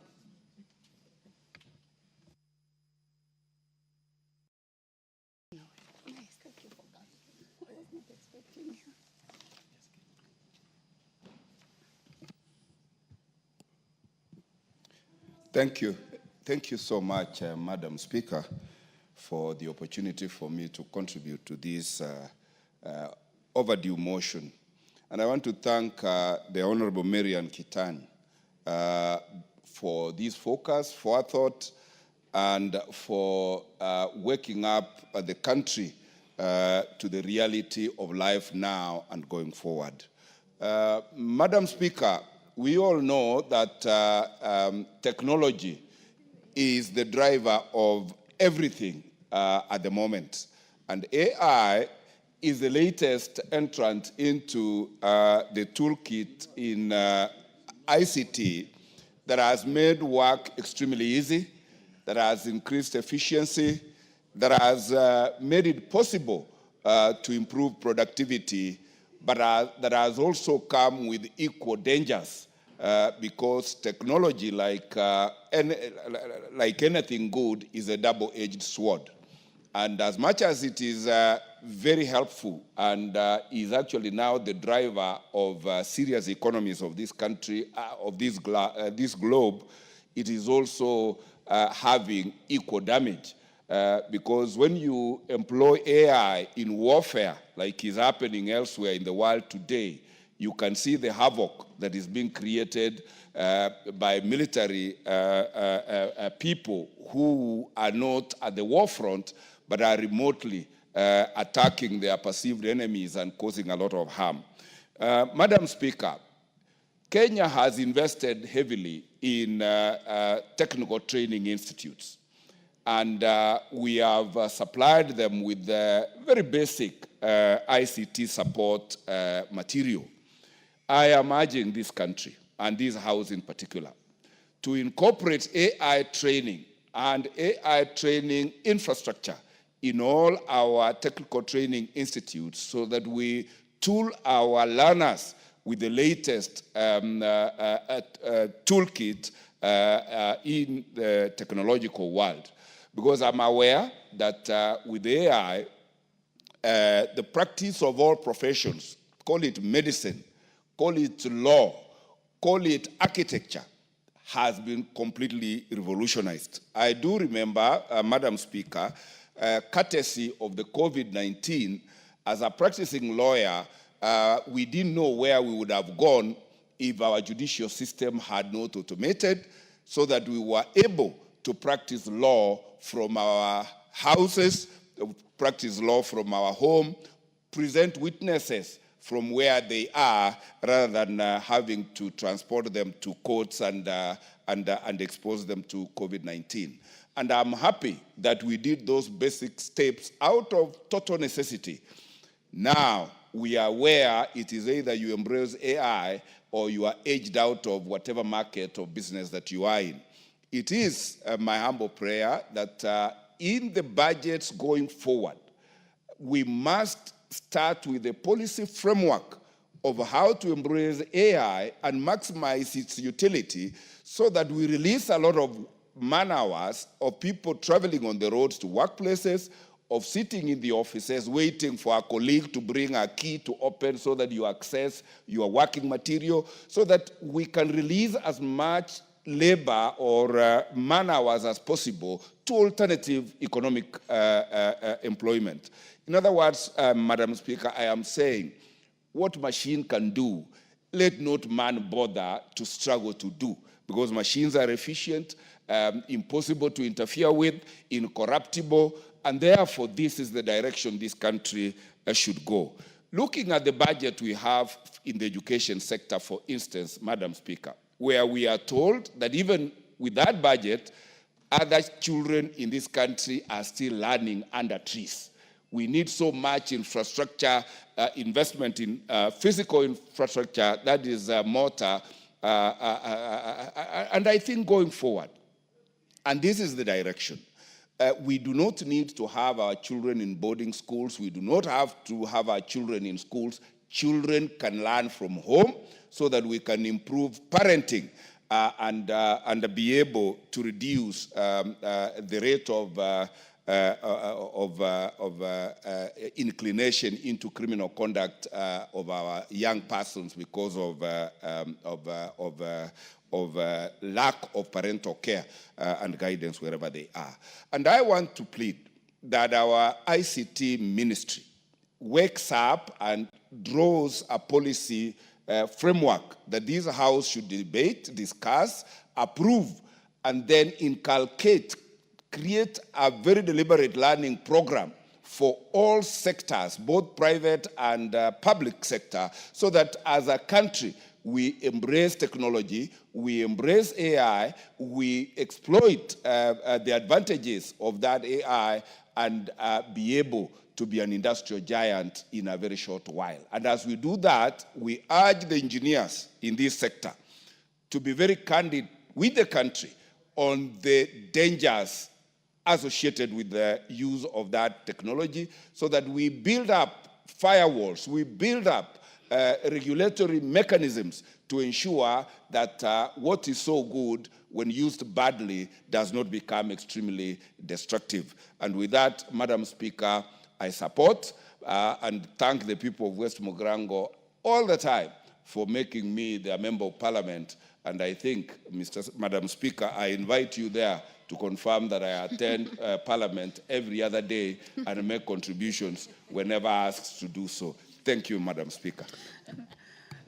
Thank you. Actually, when you are speaking, I noticed that you seem to be very happy today. So, and you are also bringing the same happiness to the House, and thank you for your invitation. The Honorable Geoffrey Mulanya, member for Nambale. Thank you, Madam Speaker, for giving the opportunity to speak on this motion. Madam Speaker, as has been said by my colleagues, it is very important that we get a proper regulatory framework to control the use of artificial intelligence in this country. We know that the society is moving very fast. And Madam Speaker, you know that every time we have new children born in society, their minds are racing ahead of even the parents. And this is courtesy of the information technology that's being availed. When you buy a new phone, there are new technology that is being advanced daily. But now the government is not moving at the same pace in this particular space. You note that, Madam Speaker, currently as you speak, the AI is the one being used by most doctors right now in prescribing medicine, which is dangerous. AI is being used in education for teachers who are preparing learning lessons to teach in schools. AI is being even used in the legal fraternity. The other day, I had a complaint from a judge indicating that young advocates are now using AI to prepare submissions to forward in court, whereby they are quoting non-existing laws, non-existing judicial precedents that we rely on in legal, in our courts, so that this can easily mislead a court to arrive at a wrong decision. Because in legal, in our legal circles, we normally rely heavily on the previous decided case so that we have a sequence. We don't want to have contradictions. But when someone is now coming in, we're using artificial intelligence to prepare submissions, quote non-existing cases, you find out that the judge that is presiding over the case is easily going to be misled. We also have the AI being used by architects drawing houses, which is now becoming very dangerous. Madam Speaker, you note, as it has been said, the lack of regulatory framework is one that has led into all these things happening in our society. It's therefore very important that we formulate regulatory framework and ethical guidelines for implementation of the artificial intelligence in the country to control the potential misuse. We have had cases of fake news appearing in our social media because we have young intelligence people coming up with the newspaper headlines with screaming news that are fake. But all this information is distorting society that is a potential risk to a conflict. So, Madam Speaker, I support the motion and say that it is extremely timely. Support Honorable Marianne Keitany and thank her for bringing up this particular motion. Thank you, Madam Speaker. Thank you very much, Member for Nambale. The Honorable Dr. John Mutunga, Member for Tigania West and Chair Agriculture. Thank you very much, Honorable Speaker, for the opportunity to also add my voice to the Honorable Marianne Keitany's motion on the need for regulatory framework in the use of artificial intelligence. Honorable Speaker, in the stage at which we are technologically, Kenya will have no choice other than embrace artificial intelligence. As we speak, Honorable Speaker, we've already embraced anyway in certain sectors, and the process is ongoing. So what is important, and what the Honourable Member is speaking so loudly about, is having a regulatory framework that will basically guide on how to use artificial intelligence in the advent of losses of job, potential losses of job, and the need for further and more intensive and more complicated industrialization, as well as the growth of stage that we are in. Honourable Speaker, we witness in movies, and sometimes in the newscasts, most of the time, we see how artificial intelligence has played a role in especially collecting intelligence from various places, and also for even mapping, geo-mapping of an area, where we use drones, even determining where to spray in agricultural, pest and disease control. Artificial intelligence has become very, very, very important. In modern warfare, drones have been used quite a lot. And I believe one of the advancements that we need today is that artificial intelligence which can enable us to identify the powers of the enemy, the placement and the distribution of the enemy, their warfare and the investments in various areas. We have also seen that in the service sector, artificial intelligence has become very, very important. And therefore, it is key that we embrace artificial intelligence as a country. Honourable Speaker, last 2 months, I think it was in April, I happened to participate in a convention on coffee marketing in Houston, in America. And we were amazed by the level at which certain countries have reached in terms of service of the coffee itself, where a robot takes an order from a human being, prepares the coffee, serves the coffee in specific amounts, and basically ensures that payment is done, and makes sure that the combinations are correct. So there is need for us to focus on how do we then embrace artificial intelligence, even as the knowledge permeates across the board. So it's a must that the country must embrace, but embraces in a systematic manner and in a manner that we are able to contain the user. Our Speaker, regulation is important. We need to discern which areas should we actually allow or control, what measures of control should we take when it comes to use of artificial intelligence. It is important for us to also focus on the areas that probably are dangerous to human beings so that we may promote artificial intelligence, especially when it comes to manufacturing. We know for sure that most of the manufacturing sector has embraced artificial intelligence, especially in other countries. And in this country also, we have investments in this particular area. So as we look at how do we invest in this area, what levels of control should we exercise, and how do we manage this? We need a policy. And this policy direction will help us as a country to manage this particular process. Kenya is noted as one of the countries in Africa that has advanced in this. In terms of ICT, Honourable Speaker, we are an advanced country. We are doing a lot. And investment in ICT is a purposed decision of the current government. There is a whole ministry that is looking at the possibilities within the digital divide, how we can exploit the opportunities therein, even to employ our children. Honourable Speaker, when we are looking at these possibilities, let us discern which section, which part of the investment structure should we use artificial intelligence. And Honourable Speaker, we are talking about digitization every year. Every time, every sector is getting through digitization. Even as we look at digitization, we may also know that it is not possible for us to control the learners. Research has to go on in various areas of ICT. We have to have our learners trying out options and possibilities. We know in the process of trying out options and possibilities, innovations in this country have been born, and they are borne fruits, and they have really created a lot of employment, especially the M-Pesa, for instance, innovation. There are very many other innovations that have come by. There may be innovations that will also replace the possible job losses. So we need to allow research to continue, but in containment, to the extent that we need to be able to know which area is being focused on and what are the possible findings that we are looking at. Madam Speaker, there's a lot of disinformation, especially in this country, and this disinformation is a lot more propagated through the media and through the social media. Social media has embraced sufficient use of ICT. And that being the case, how can we also use artificial intelligence to enhance verification of the information that goes out? Madam Speaker, as we move on, and even as we look at the court process where the burden of proof must be, must go on through to whatever extent, we are looking at a future where possibilities, there are possibilities that people will say, using drones, we are able to collect this information. But we need to control this particular use of artificial intelligence to the extent that, because we know what we put in is what generates an output. And therefore, we need to be able to control how we use these options, as it were. There are several possibilities that are important for us. First of all, containment of the news and news content. It is very important for us to know what kind of artificial intelligence was used to collect what news, and whether there are possibilities before release of such news.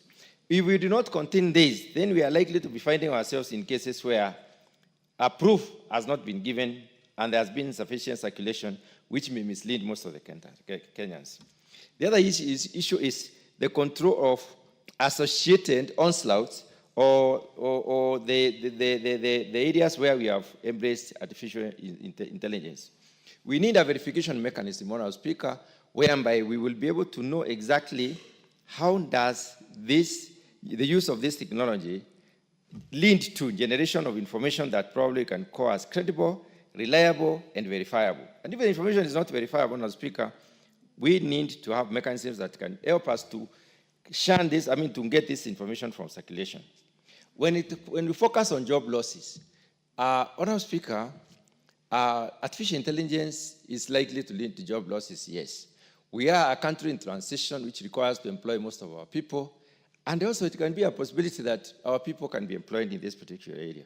So even as we look at advancement and the use of this particular technology, then we may be looking at how can we use it in tandem with promotion of productivity within the productive sector so that we are also creating more jobs, such that we win off those tasks that are difficult, tasks that are risky, tasks that require a lot more of machinery use, and then we place human beings to those tasks that require a lot of intensive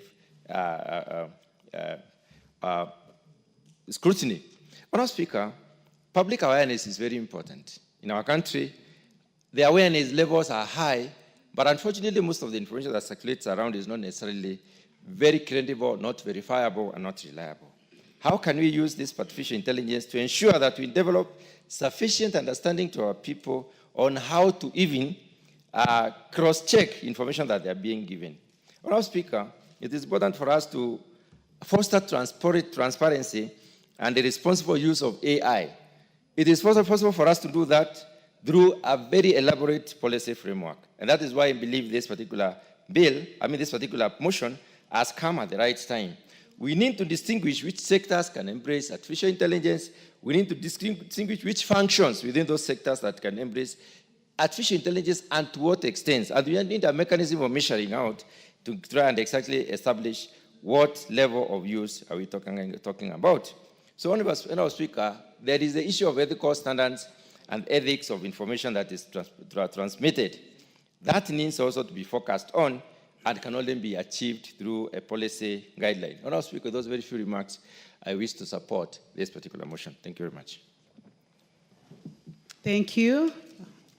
The Honourable Cecilia Getit, member for Turkana County.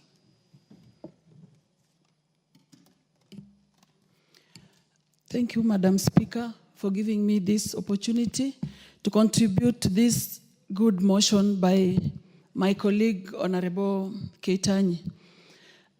Madam Speaker, AI looking at its definition, is that technology of enabling computers perform functions that humans have been performing, including making decisions, computers having ability to see, understand, and translate spoken and written language, analyze data, and all that. Therefore, Madam Speaker, there are ethical concerns that come along with this. If we don't regulate that space, how safe are we in terms of our privacy, in terms of safety of our data, the security, and the potential impact on human autonomy, necessitating responsible governance and regulation, Madam Speaker? The AI has both advantages and disadvantages, Madam Speaker. And of course, in terms of regulating, we need to focus on the disadvantages so that this space is regulated to give us more benefits than disadvantages, Madam Speaker. In Kenya now, our young people are looking for jobs. If AI is embraced fully, 100%, that means our people will lose jobs. And those that want jobs will now have no future of getting jobs, Madam Speaker. So there's need to have a regulation where there is some percentage of AI being embraced, not 100%, to make our people lose jobs, Madam Speaker. Then there's the security risk, Madam Speaker, the cyber attacks. The AI depends on data mostly, the research data.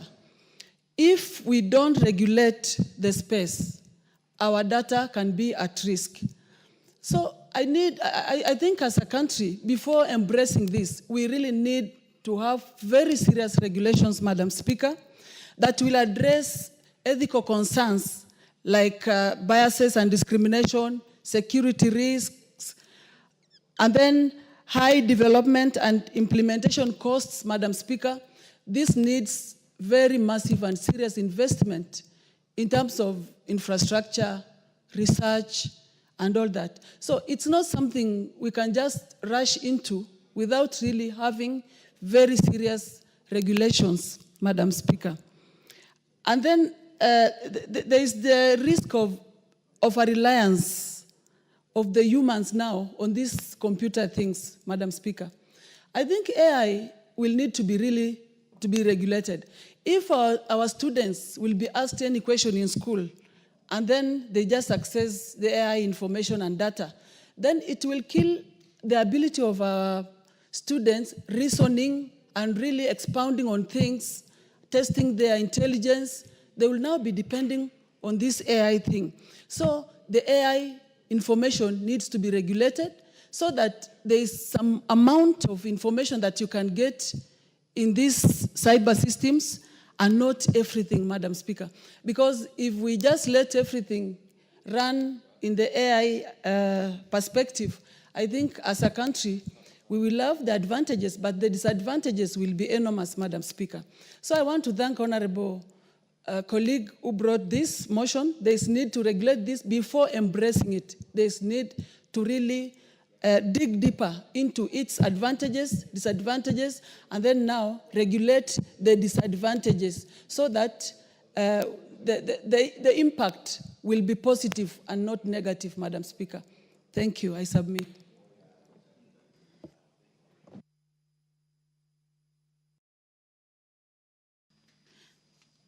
The Honorable Joseph Dena, nominated member. Please trace the Honorable Dena from my right. Thank you, Madam Speaker. I stand to support my colleague. I call her Maria Antoinette. First, it is good that we cannot stop an idea whose time has come. AI is here now and it has come and it will not stop. That is the idea when mobile phones came, and now we have seen the revolutionaries of the mobile phones. But I will want to state on three things, three aspects of it. First is education. The other day, I think Friday, we were with the Minister of Information in Mazeras for the innovation. And we could be able to see they're already using AI. By 7 o'clock, by 8 o'clock, somebody had made 10,000. So it is about wealth creation. Number two, it's AI now is on health. They can be able to tell your blood sample, everything about you in terms of using the AI, even without your knowledge. That I tend to support the regulation into this. The advantages are there, the time has come, but yet at the same time, we have to put the regulation to guide us. Third thing, it's on security, which is key. We can see now in Iran what is happening in Iran and Israel. Somebody you cannot see, somebody you cannot hear, somebody you cannot even have face. There is no plane. And now everybody is going into drone. Security is a key component in any country. If we cannot be able to regularize the AI policy, then we are going to fall into a big problem. So we come to agriculture. Right now, there are drones that are feeding and able to tell the amount of fertilizer, the amount of acreage production, which will determine the food production of a country. And if we look into these things, they are key components of the future of a country. So I tend to support this motion because it is a key component in our life in which we live in. As much as it's good, but we have to be able to create a framework that we can be able to guide the AI in this country. So, Madam Speaker, I tend to support the motion, and I thank my colleague for bringing it up. Thank you. Thank you. The Honorable Joseph Cherorot, member for Kipkelion East. Thank you, Madam Speaker, for giving me this time in order to support the motion brought by the Member of Parliament from Aldai, Marianne. Madam Speaker, this motion actually has, I can say that it has even delayed because of whatever is going on around our country. I want to say that the other day we were talking of analog and even digital. When the computer came in space, Madam Speaker, we know what has gone through and a lot have taken place in this country. I want to say that the regulating or giving out the framework on how to regulate the use of AI, Madam Speaker, is going actually to help us a lot. I know this is an area which has been embraced by our Kenyan youth and mostly all Kenyans. In our homes, Madam Speaker, even in our bedrooms, we have mobile phones. And in most cases, you find out that even some of our youth, or most of them, are aware of what is going on around the world. So having regulating it, Madam Speaker, will help us actually to guide, even though I know the world actually has become a global village, Madam Speaker. And what is going on, we've seen about content creation and a lot of things, which means that AI has taken a transformative shift in this country. Madam Speaker, if we want actually even our ministries to proceed and even to progress, AI actually is the only way that can be embraced. If you see, Madam Speaker, like in health, Madam Speaker, the other day we had to change. We had to shift to SHA from NHIF because NHIF was using actually the analog way. And in the SHA, Madam Speaker, it is digitalized, which means in our ministry, like Ministry of Health, even KRA, using AI can help us even to develop economically, Madam Speaker. Madam Speaker, I want to say that if we want to also to prosper in our businesses, AI is the only way. Madam Speaker, you find yourself, you are seated in the house, and you do some orders, and within a short time, you do deliveries are dropped in your house just because of AI. So I want to mention that As a person, I'm supporting what actually the Member of Parliament, Honorable Marianne, has brought about this regulation of AI. If we want also to, like what we have mentioned, Madam Speaker, especially in terms of agriculture, there are a lot of things that you cannot use just the common sense that you have, but you have to apply also AI.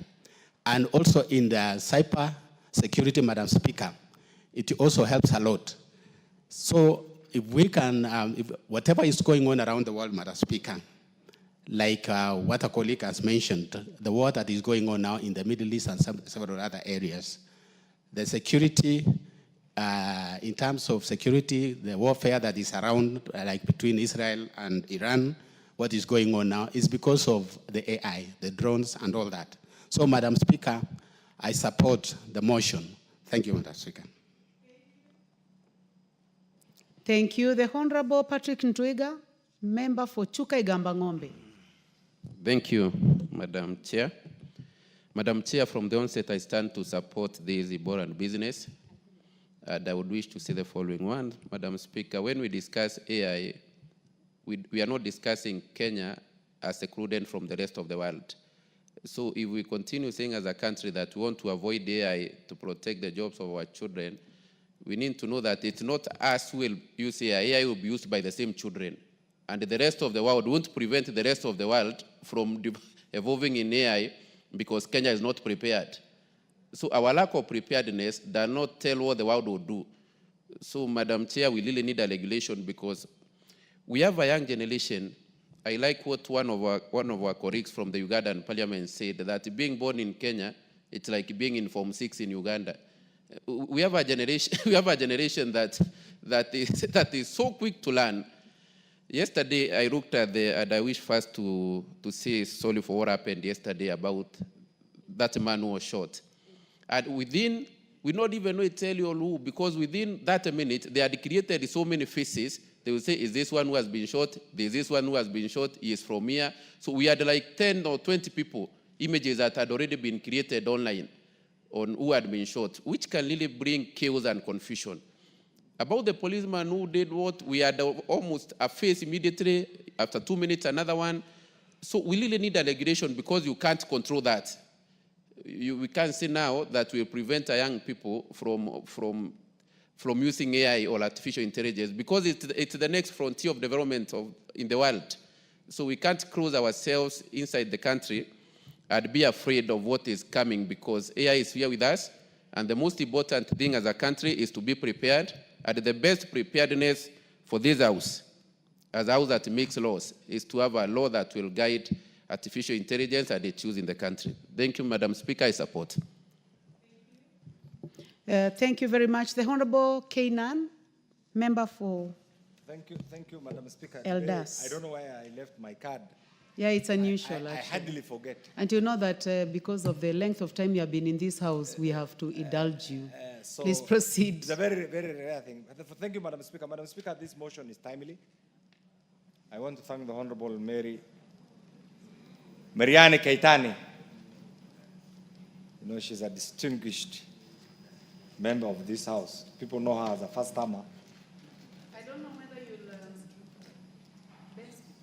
Yes, I'm saying people know her bent over because of your height. I yes, think, people know her as a first-timer, but she's an all-round, efficient, highly mobilized,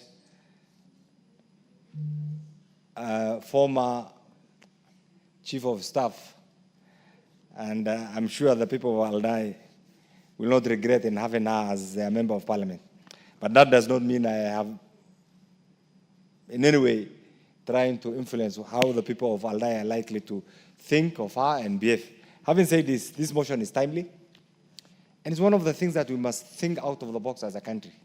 Madam Speaker, Kenya is a very responsible member of the global village. Let me call the global village. And equally, Kenya is a very resourceful, committed member of the African continent. And Madam Speaker, Kenya is a country of very diverse population. One of the things that we must pride in, recently we were voted as the best in human resource capital by the UN. Madam Speaker, that tag is so important, not only to our diaspora community, but it takes our education system to another level. Madam Speaker, this is why, notwithstanding the different provisions in the current progressive constitution, we must also think out of the box. How do we think out of the box? The right to privacy, the right to associate with whoever you want, the right of your neighbor, the right to you as an individual is all enshrined in the Constitution.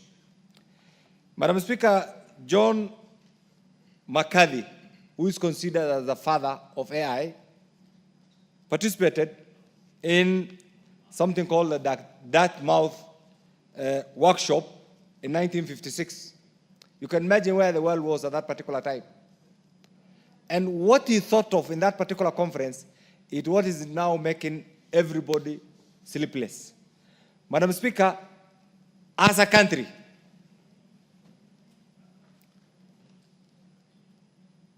you can see there is a serious change of guard. I like the way it's organized.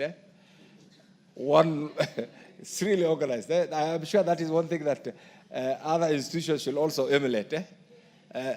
Well structured.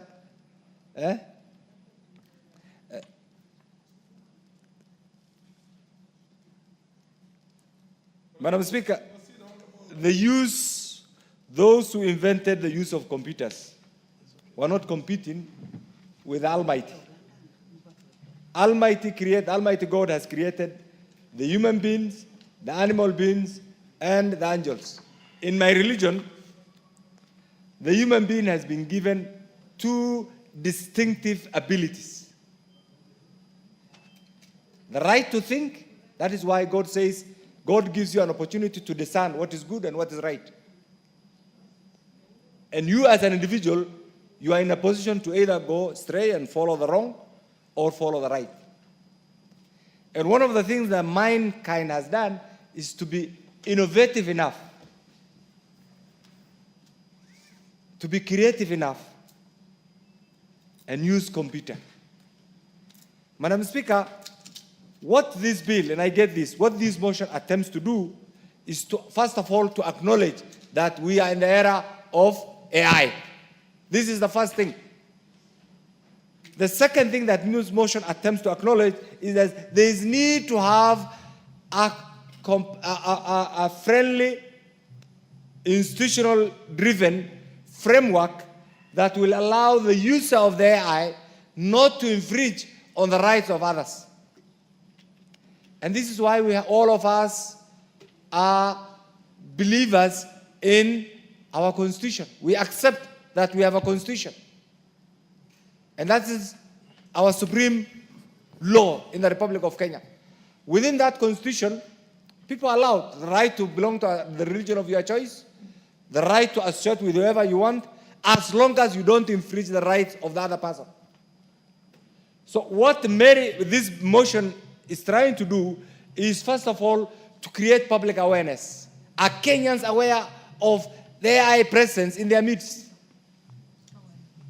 Are Kenyans aware of the use, both the advantages and the disadvantages of AI? Mr. Speaker, in the current modern day Kenya, Mr. Speaker, the use of AI has greatly, the unregulated use, let me say this, of AI has greatly caused public disturbances, Mr. Speaker, serious security challenges, and Mr. Speaker, to some extent,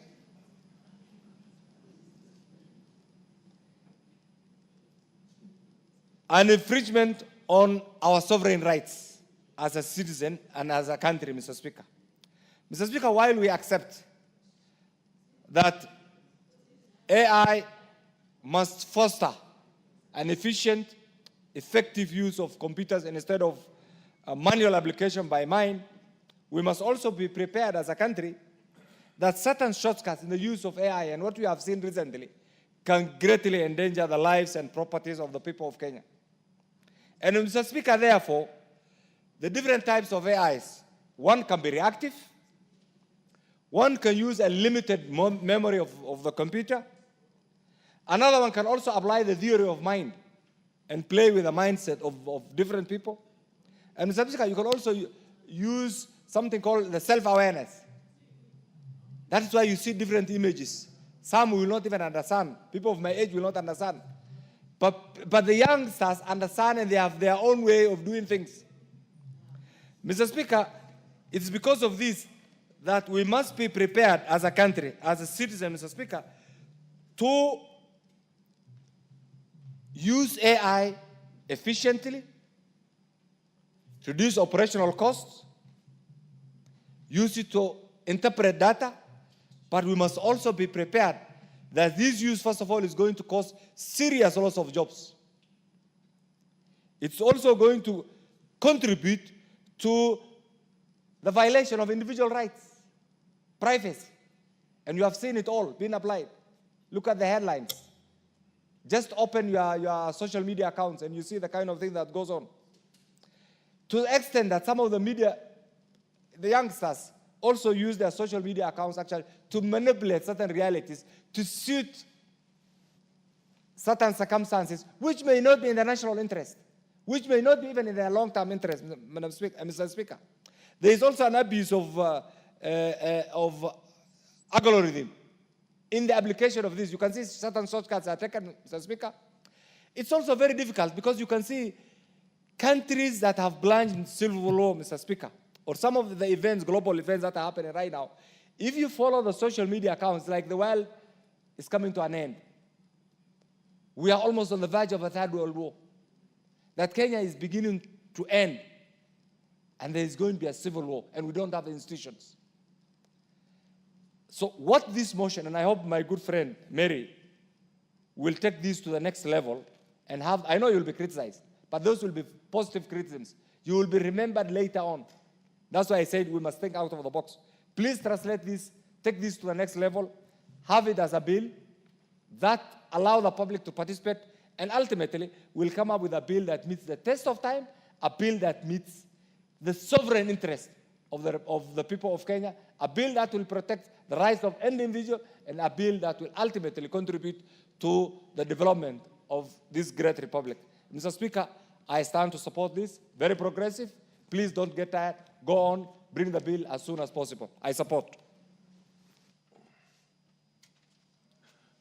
The MP for Taita Taveta, followed by the Honorable Geoffrey Odanga. Thank you, Mr. Speaker, for also giving me a chance to contribute briefly on this motion. And I want to begin by congratulating my colleague, Marianne, for bringing this motion on matters artificial intelligence. And Mr. Speaker, from the onset, I want to say that the world is revolving and it continues to evolve. And truly, AI is an idea that time has come, and there's nothing we can do about it. We have to embrace it. And Mr. Speaker, it has its own benefits and challenges. And already it is in practice. So, Mr. Speaker, the only way that we can enjoy or benefit from AI is to regulate it. We have to control so that we benefit from it. And Mr. Speaker, I want to say that a lot is being done by AI, like so many things. You get surprised at times you go for shopping and Mr. Speaker, you have your Visa card in the pocket and you just get close to the counter and tap it and everything is sorted. You know, money is removed from your card and you've already settled your bills. And that is the work of AI. At times you pay for parking and when you're driving your car, before you get to the gate, the gates are opening. All that is AI. And many things. So before it gets to matters security and many things on the wrong side, Mr. Speaker, I agree. It is time we regulate it as quick as possible so that we get to enjoy it. So I congratulate my colleague and I support this motion. Thank you, Mr. Speaker. Geoffrey Odanga. Thank you, Honorable Speaker. Let me also add my voice to those who are supporting the artificial intelligence and thank the sponsor of the motion, Honorable Marianne. I want to say, Madam Speaker, Honorable Speaker, that first of all, let me note that artificial intelligence is very dangerous. It is very dangerous if it is left to run and control itself. And we have seen this, like when we have had WhatsApp and FB and so on, we are seeing people abusing the opportunity to use the social media. So we need to take up this very quickly and fast enough so that it is regulated and controlled. The truth is that AI has already taken the world by storm. It is existing. We are already using it. If we don't control it, it's going to damage and even threaten, like the education system in terms of research, those who do research at masters, at PhD, and for other purposes. This is going to threaten innovation and creativity in our educational institutions. It is also going to be very dangerous in the areas of security and so on.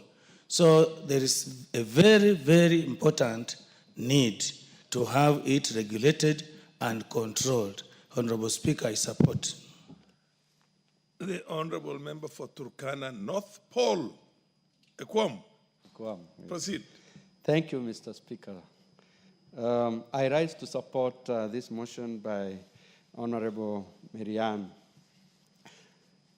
Mr. Speaker, whereas we celebrate AI, it's come with serious challenges. Serious challenges, and especially with the young people in this country. If it's not going to be regulated, Mr. Speaker, it is going to, one, spoil our generations, two, create very serious issues in this country.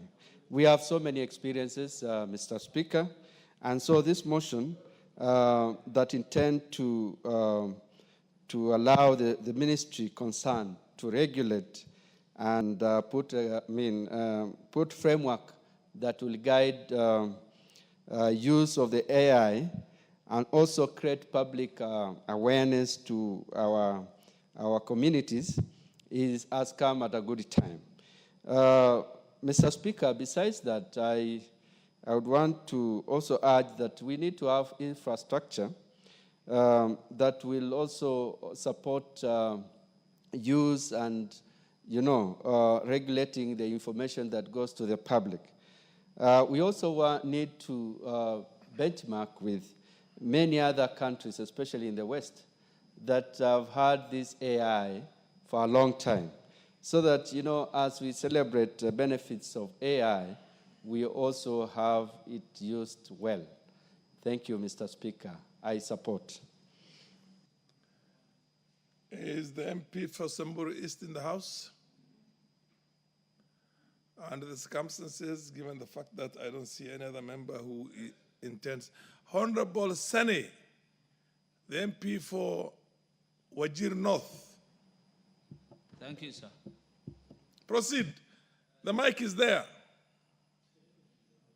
Give him the mic, for God's sake.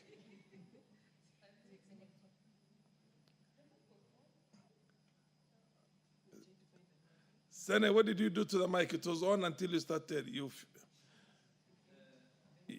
messed. Go to another one. Go to another one. Where else? Where can you get a mic? Oh, yes. Fair enough. No, come right in front there. Yes. There you go. Thank you, Mr. Speaker. Artificial intelligence is a new thing. And I'm sure in as much as it is good, we are in a time when everything has to go digital. I'm brought up at a time when things were analog. And we must appreciate the changing times and trends. I know its importance is so immense in terms of decision making, automating tasks, trying to analyze vast data that we cannot do it mechanically, improving efficiency, bringing the best out of customer experience. We can't enumerate the importance of artificial intelligence. However, Mr. Speaker, we are going to a time when we are nearly phasing out the human species. We are becoming robots. We will lose our uniqueness, our originality, that which makes us different from all other creatures. We have been endowed with natural intellect. If everything becomes at our fingertips, we will lose that innate endowment, the intelligence.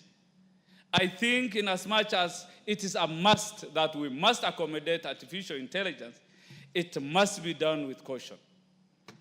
Actually, we are at a time even the National Examination Council is facing serious challenges in terms of genuineness. A's and B's that used to be rare during our times have become a common grade, yet they can't showcase, they can't justify their grades. That is sufficient to say that we are trying to copy-paste.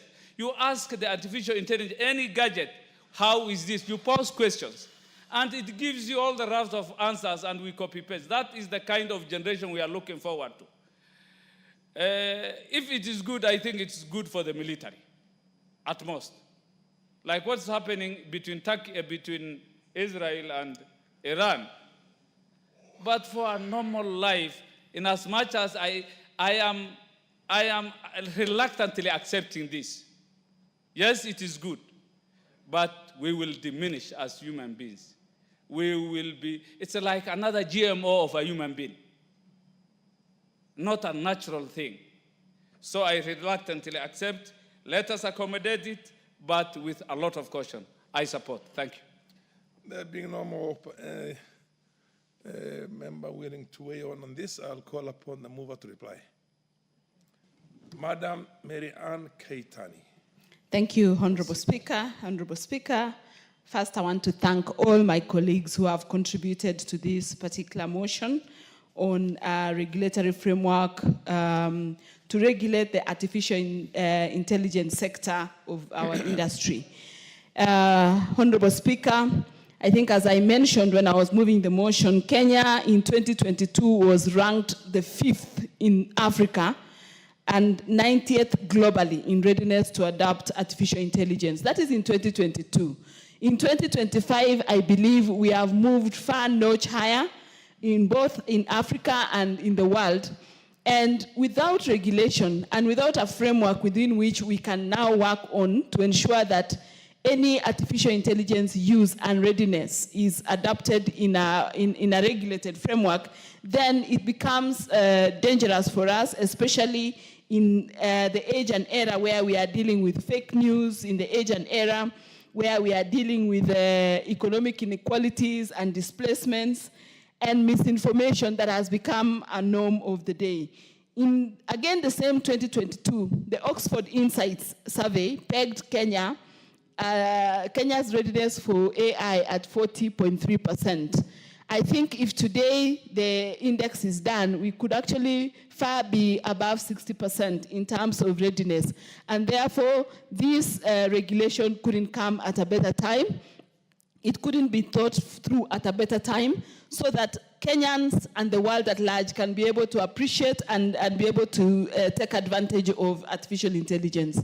I remember, Honorable Speaker, when computers first came into the world and when they finally came into being used around 1956 to about 1980, many people used to see many big machines called mainframes. But today, the computer is as tiny as it's a very tiny thing, and we cannot survive today without computers. Artificial intelligence is quickly and very fast taking shape and taking root in a lot of the activities we do. We travel a lot, and I think a quick example of one of the places artificial intelligence is properly used is, for example, at airports. When you are moving from one terminal to the other, you have a train that is driverless. moving you from one terminal to the other. That is artificial intelligence at play. And we are trusting that train to be able to take you to the other terminal without thinking that, oh, there is no driver inside this train. And so many other technologies. Medicine, today you don't have to go or travel long distances to get very good medical attention. Within the comfort of your home, your country, you can be able to get access to the best doctors, the best medication through artificial intelligence. I can't mention all sectors because every sector of our economy and every sector of our lives is actually now being taken over by artificial intelligence. And we need to appreciate that as a country, as Kenya, we cannot be left behind. We cannot close ourselves out of artificial intelligence. We must be with it, and we must be with the society, and we must move on. And for us to do that, so that it is not misused, I think the formulation of this framework or regulation is very important in this sector. So, Honorable Speaker, I beg to reply. Thank you. Fair enough. Question will be put at an appropriate time in the future. For now, I'm calling for the next order. Order number 18. Order number 18, motion, formulation of a land use policy on zoning of land for agriculture and built development. The Honorable Tim Wanyonyi is in the House to move this motion? No? Okay, I defer this motion to another date when Honorable Tim Wanyonyi is going to be around to move his motion. Next order. Order number 19, formulation of a reward scheme for accomplishments by sports persons in international competitions. Where is the Honorable Charles Ngusia to move this motion, private member's motion? He's not in the House? Fair enough. I direct that this motion be put on the order paper on an appropriate Wednesday when the Honorable Ngusia can move this private member's motion. Next order. Order number 20, motion, allocation of help funds to support students enrolled at the Kenya Medical Training College. The Honorable Shuria was around this morning. He's not in the House now? I'm sure he assumed that these other motions were going to take the time up to 1 o'clock. Under the circumstances, there being nobody to move, Shuria is not moving and he has not delegated that authority to somebody else to move on his behalf. I direct that this motion be put on the order paper at an appropriate date in the future. Next order. Order number 21, the Parliamentary Powers and Privileges Amendment Bill, Senate Bill number 37 of 2023, second reading. The co-sponsor, Honorable Wamboka. The Honorable Wamboka. Fair enough. Honorable Wamboka is not in the House to move this bill. Under the circumstances, I direct that this be put on the order paper at an appropriate date in the future. Next order. Order number 22, the Breastfeeding Mothers Bill, National Assembly Bill number 8 of 2024, second reading. The Honorable Sabina Chege to move this second reading of this motion, of this bill. Honorable Chege Sabina, MP for Moranga, is it? No, nominated member of parliament. She is not in the House. I direct that this be put on the order, this bill to be put on the order paper at an appropriate date in the future. Next order. Order number 23, the County Government's Amendment Bill, Senate Bill number 25 of 2023, second reading. The Honorable Timothy Toroitich. Honorable Timothy Toroitich is not in the House to move this bill as a co-sponsor of the bill itself. Now, I direct that this bill be put on the order paper at an appropriate date in the future when the honorable member will be in a position to move it, to move the second reading. Honorable members, under the circumstances, there being no any other matter on the order paper,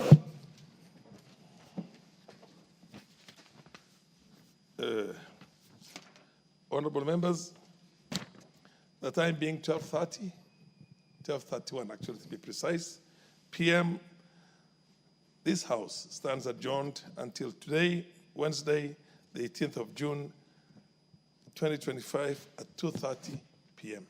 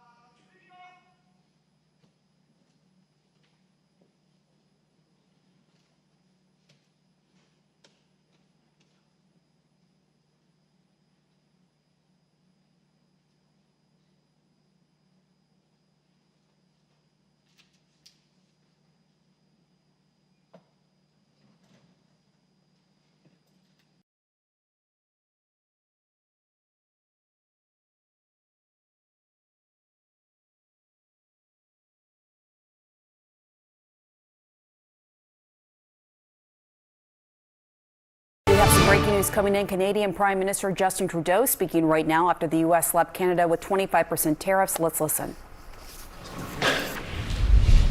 So today, the United States launched a trade war against Canada, their closest partner and ally, their closest friend. At the same time, they're talking about working positively with Russia, appeasing Vladimir Putin, a lying, murderous dictator. Make that make sense. Canadians are reasonable, and we are polite, but we will not back down from a fight. Not when our country and the well-being of everyone in it is at stake. At the moment, the U.S. tariffs came into effect in the early hours of this morning, and so did the Canadian response. Canada will be implementing 25% tariffs against $155 billion worth of American goods, starting with tariffs on $30 billion worth of goods immediately, and tariffs on the remaining $125 billion of American products in 21 days' time. Should these tariffs not cease, we are in active and ongoing discussions with provinces and territories to pursue several non-tariff measures, measures which will demonstrate that there are no winners in a trade war. Now, just like I did a month ago, I want to speak first directly to the American people. We don't want this. We want to work with you as a friend and ally. And we don't want to see you hurt either. But your government has chosen to do this to you. As of this morning, markets are down, and inflation is set to rise dramatically all across your country. Your government has chosen to put American jobs at risk, at the thousands of workplaces that succeed because of materials from Canada or because of consumers in Canada, or both. They've chosen to raise costs for American consumers on everyday essential items like groceries and gas, on major purchases like cars and homes, and everything in between. They've chosen to harm American national security, impeding access to the abundant critical minerals, energy, building materials, and fertilizers that we have and that the United States needs to grow and prosper. They've chosen to launch a trade war that will, first and foremost, harm American families. They've chosen to sabotage their own agenda that was supposed to usher in a new golden age for the United States. And they've chosen to undermine the incredible work we've done together to tackle the scourge that is fentanyl, a drug that must be wiped from the face of the earth. So on that point, let me be crystal clear. There is absolutely no justification or need whatsoever for these tariffs today. Now, the legal pretext your government is using to bring in these tariffs is that Canada is apparently unwilling to help in the fight against illegal fentanyl. Well, that is totally false. Let's look at the facts. Our border is already safe and secure. Far less than 1% of fentanyl flows and less than 1% of illegal crossings into the United States comes from Canada. But we acted because we know we can always do better. We responded to concerns, including from the President, by implementing an ambitious $1.3 billion border plan. A border plan that includes generational investments in new AI and imaging tools to stop the flow of fentanyl in its tracks, stronger coordination and information sharing with American agencies, along with the deployment of drones, helicopters, and additional personnel to keep our border secure. Now, a month ago, as part of an agreement with the United States that paused the tariffs, we made further commitments. We appointed Kevin Brasseau as our fentanyl czar, a man who dedicated his multi-decade career in law enforcement to combating organized crime networks and drug trafficking.